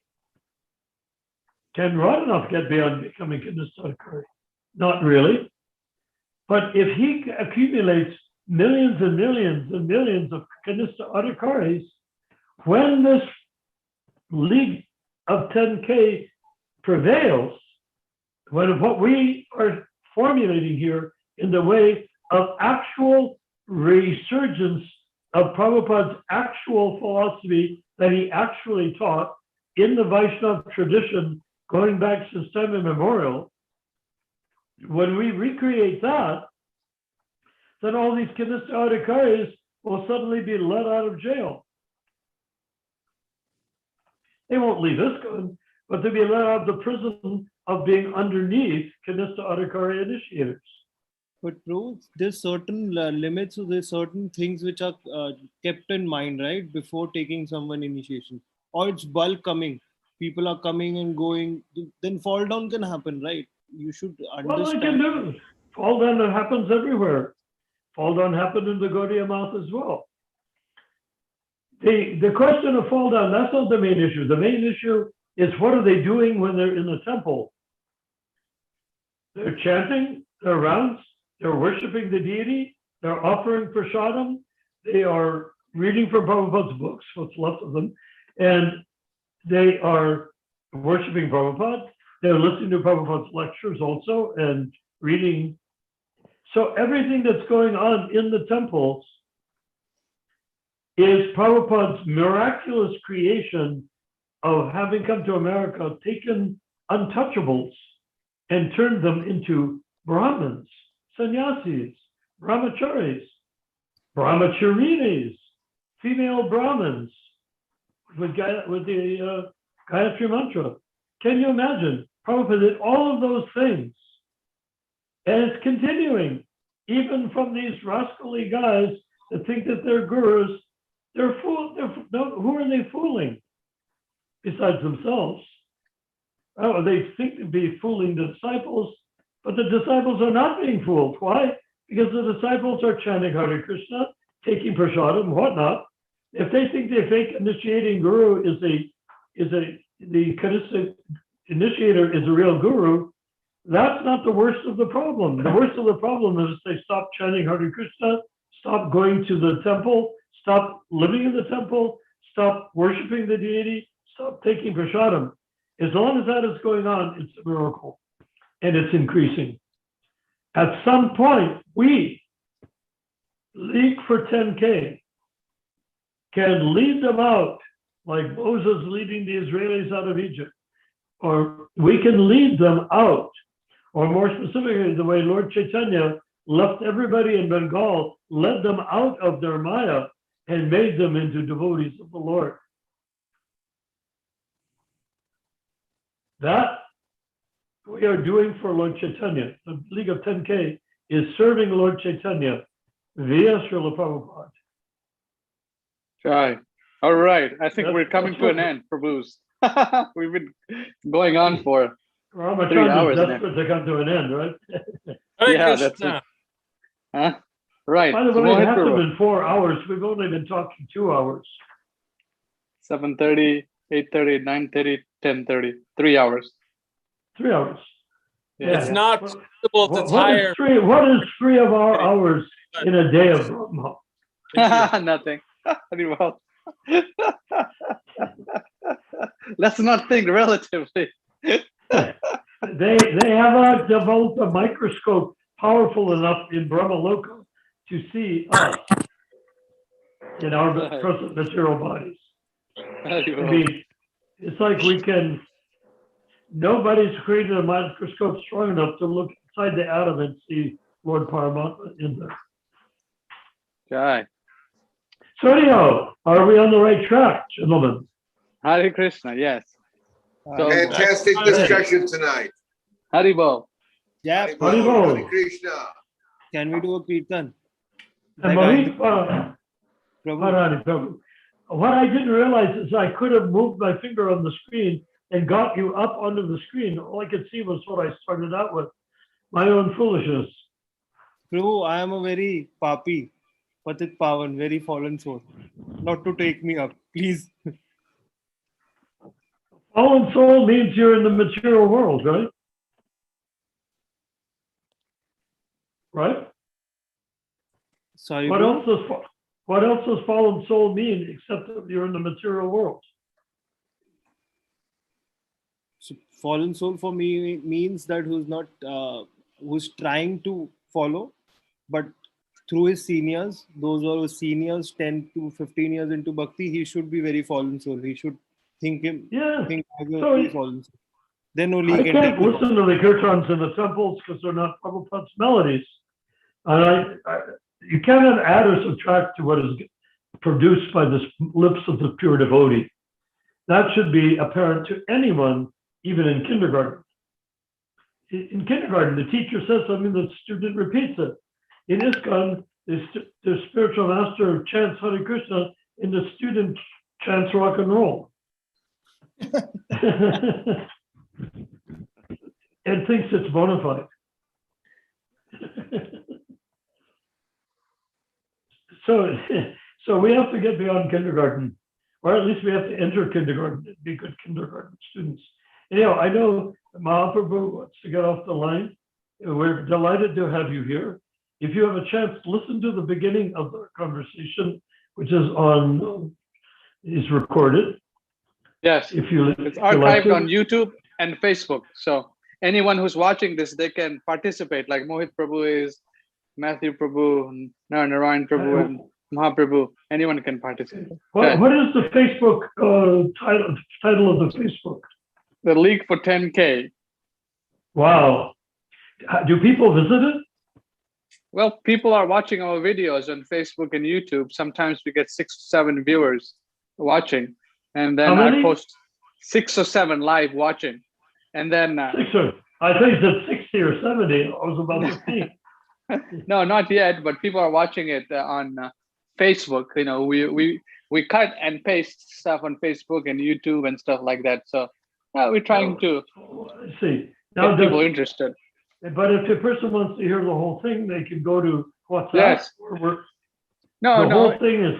It's archived on YouTube. Everything we do is archived. We're not, everything is archived on YouTube and Facebook, both platforms. So people can hear the whole conversation. Yes. It's amazing.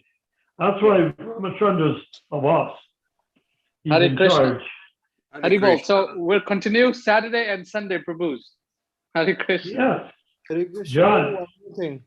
We have the night we have for Nityanand Prabhu for night. And Mohit? Yes, bro.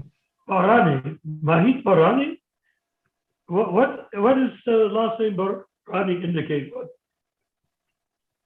Very which part is it? Which part is Bharani means fallen soul, bro. Means what? Fallen soul? Thank you. Fallen soldier. All right, as we all are.